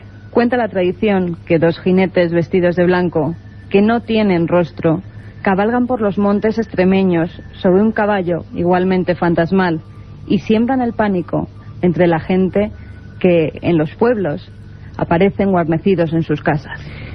Yo os puedo decir y os puedo asegurar que en esos muchos viajes alocados, concretamente en 30 viajes concretos que realicé para hacer un estudio, un libro concreto sobre esta región del sur de Salamanca y norte de Extremadura, cuna del misterio para muchas cosas, se hablaba de una tradición que no tiene parangón en el mundo, cortejo de gente de muerte, y aún recogí testimonios de gente que aseguraba, pongámoslo entre comillas, gente absolutamente normal, atemorizada por la tradición, que en plena noche había visto un caballo con las 2 figuras. Qué curioso, porque ese caballo con 2 jinetes, hombres, en sus lomos, es el símbolo de los templarios. Bueno, conexiones estremecedoras, antropológicas, legendarias, auténticas, que muestran la riqueza de este país maravilloso que a veces no le prestamos atención. A esas cosas que se están perdiendo ya y que mucha gente vive. Seguimos, Carmen. Por último, viajamos hasta Zamora, donde esta procesión de muertos es conocida como la Estadea. En este caso se trata de una sola persona. La tradición dice que normalmente es una mujer que vaga por los caminos o cerca de los cementerios.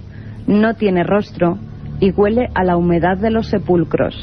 Solo se aparece a la persona que se va a llevar para que pase a formar parte de la comunidad de las ánimas. Hoy, esta noche del 1 de noviembre, estamos desempolvando las historias de las otras santas compañías. Las historias de la noche en la que los aparecidos, los difuntos, los que ya no están, para muchas personas se hacen presentes.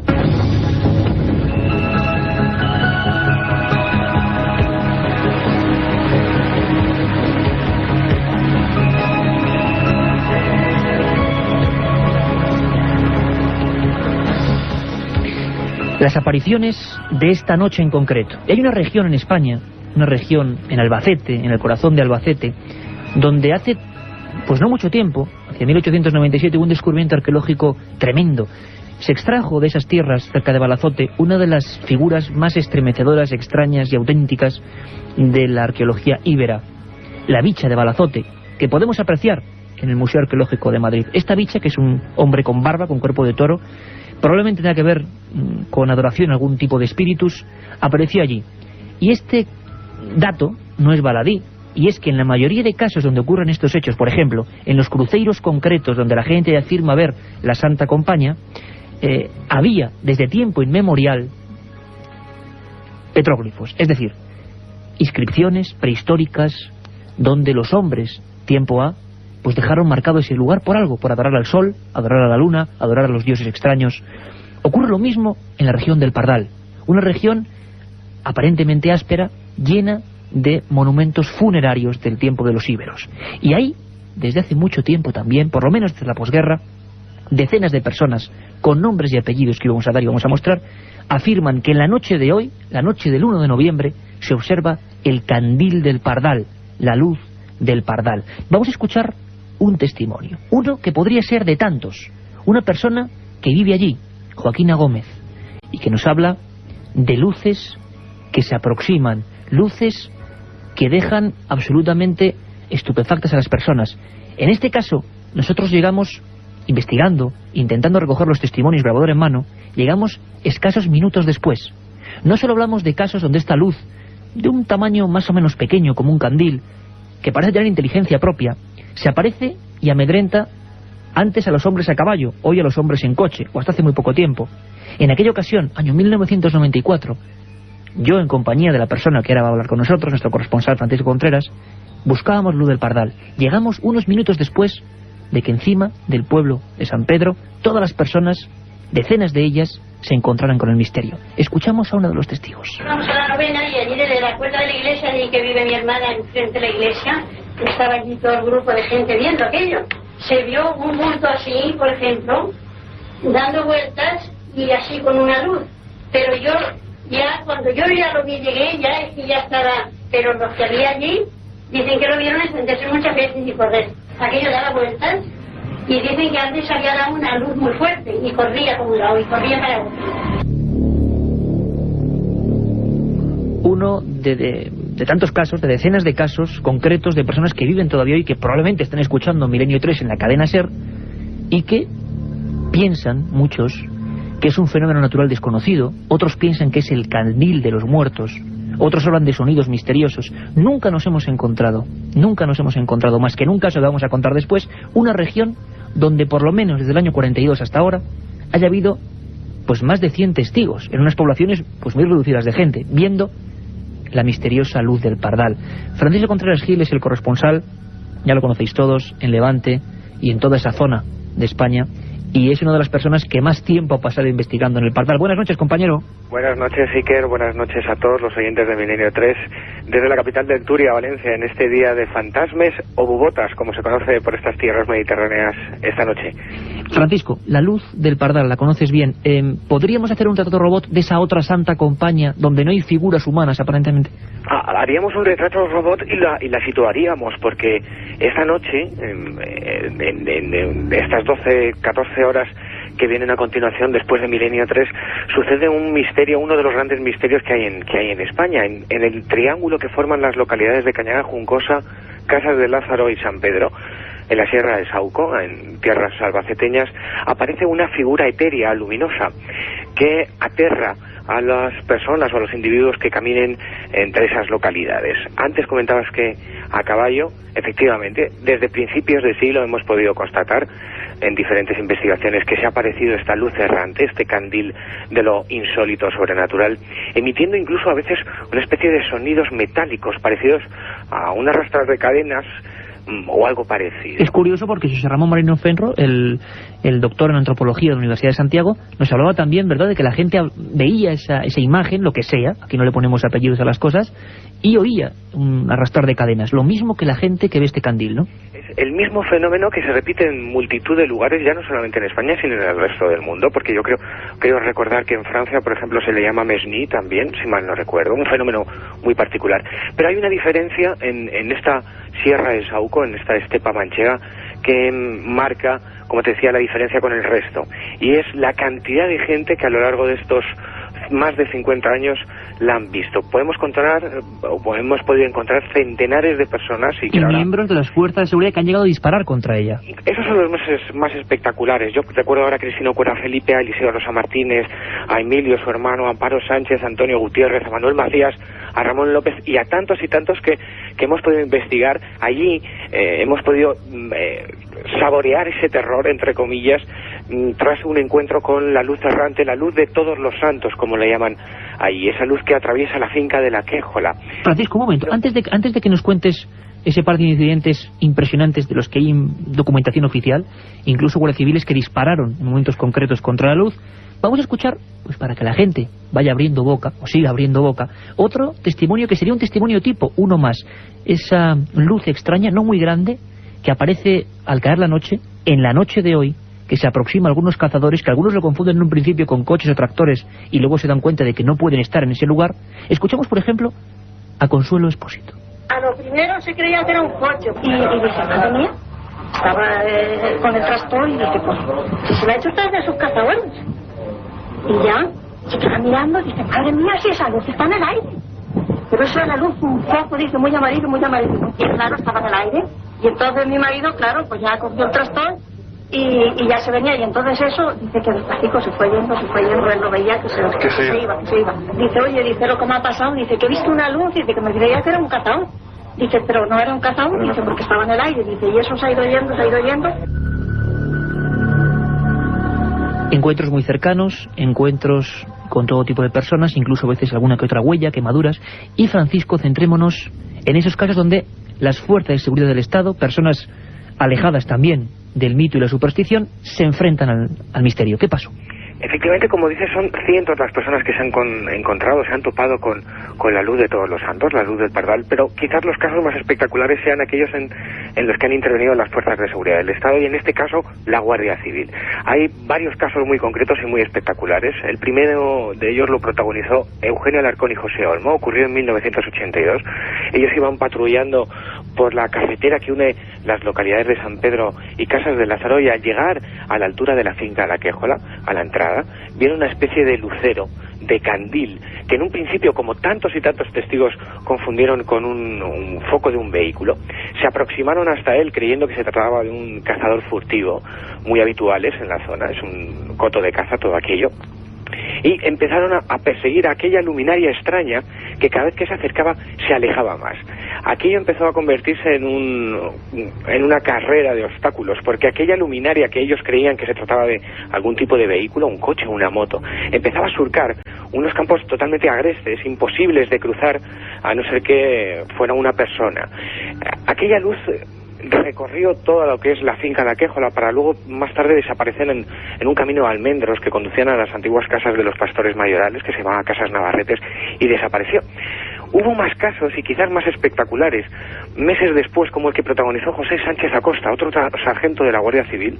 Todos pertenecían a un cuartelillo ahora desvencijado y deshabitado que está en Casas de Lázaro, que se encontró con aquella luz y que incluso llegó a desenfundar su arma ante el temor por lo desconocido, por lo insólito. Ninguno de ellos tuvieron explicación al incidente y todos estos casos quedaron registrados en unas actas de la Guardia Civil informativas, como tantos otros, como te digo, desde principios del siglo XX. Porque la demostración, Francisco, en definitiva, de que es un misterio que sale de la tradición, que sale de lo puramente supersticioso y que deja a veces huella incluso a nivel oficial. Muchas gracias, Francisco, porque hemos dado un rápido repaso por este misterio y aún nos queda un punto al que acudir. No solo la gente que vive allí, los campesinos, sino incluso comerciantes como Pedro de Medina, que realizaba un viaje intentando llegar a un punto de la península donde descargar sus productos y se encontró en mitad de la carretera con lo que han visto tantos y tantos otros, una figura ensotanada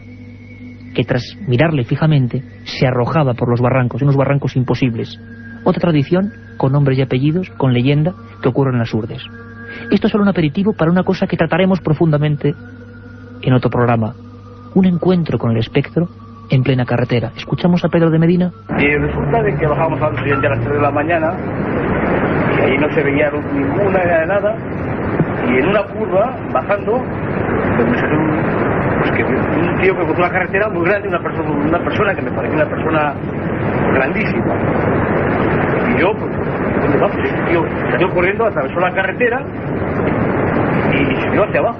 Aquí no hay donde meterse, tal. Yo sé que me extrañó mucho porque allí, o sea, se hubiera despeñado una persona, pues era una persona joven, alta, o sea, muy grande, rondando los 2 metros, con una anchura bastante considerable. La otra realidad. Fenómenos extraños. Misterios sin resolver. Milenio 3. En la SER.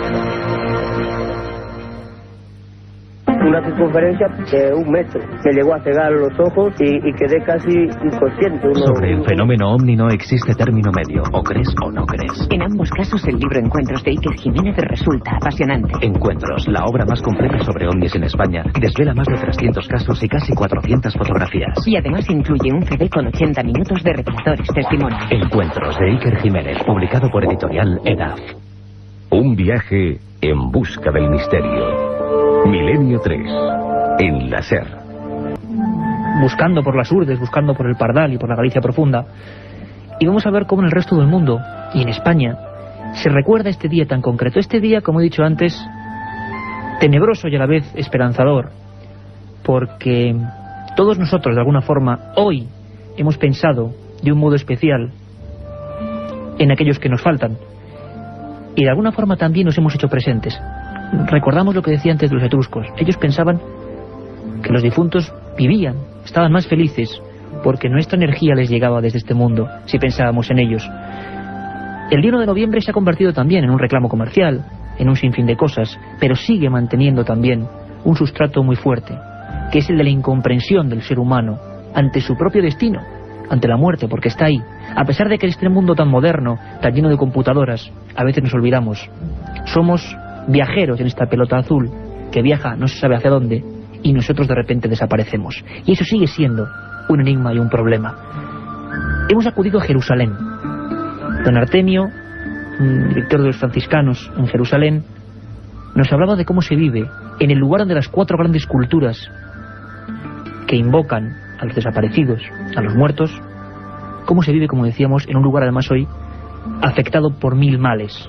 ¿Cómo se vive una noche como la de hoy en pleno corazón de Jerusalén? Vamos a Jerusalén. Jerusalén se puede decir que es un poco el centro de los difuntos.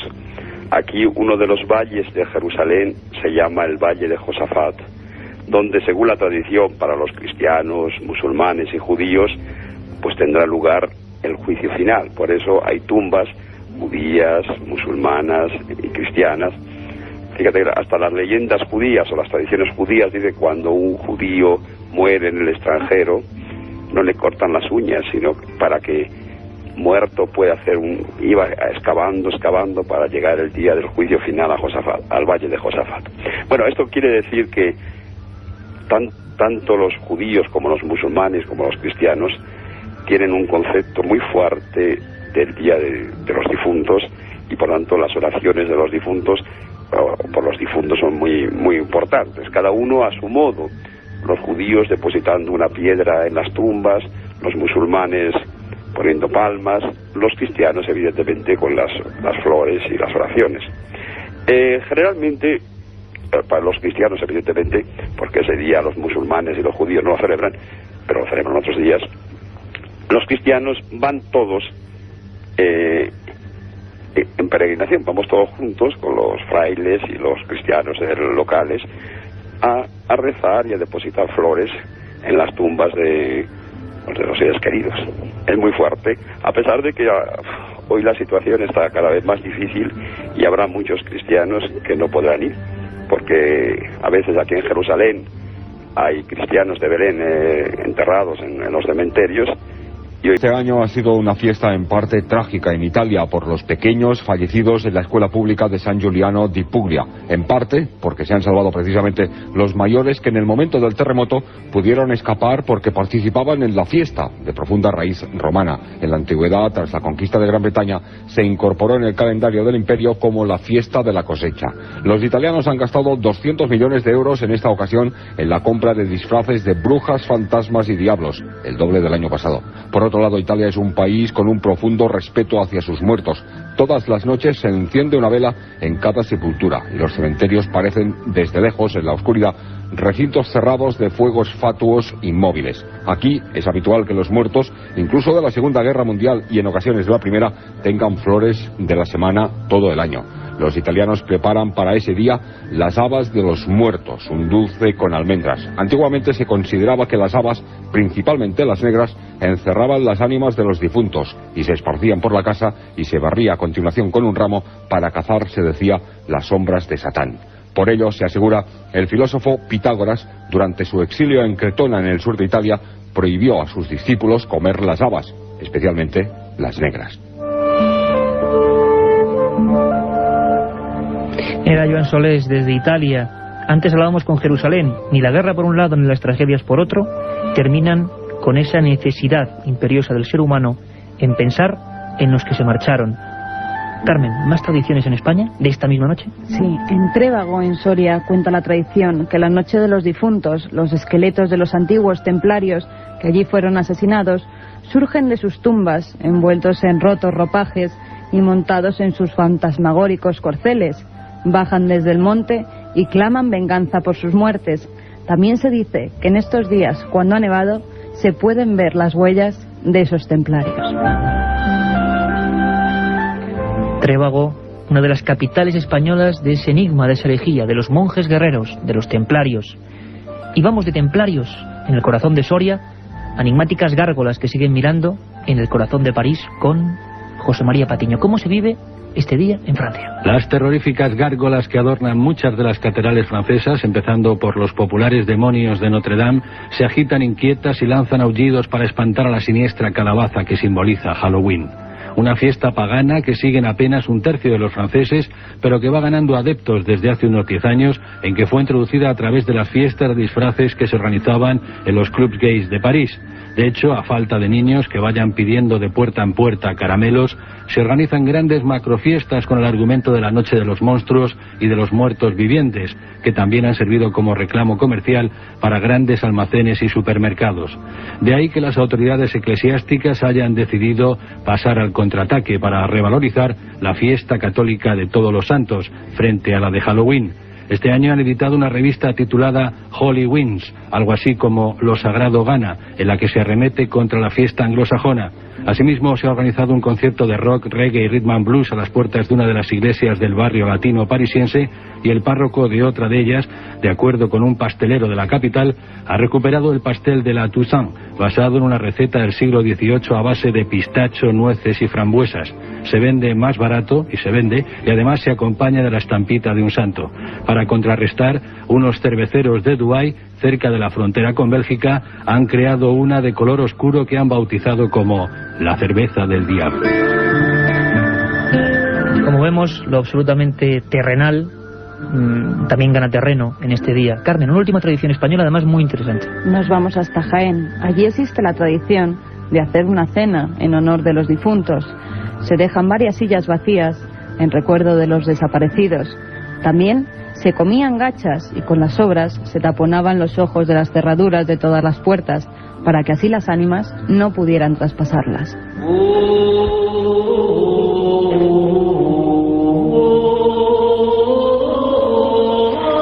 Y esta noche terminábamos como empezábamos, en Urbasa, en la sierra mágica que divide Álava y Navarra.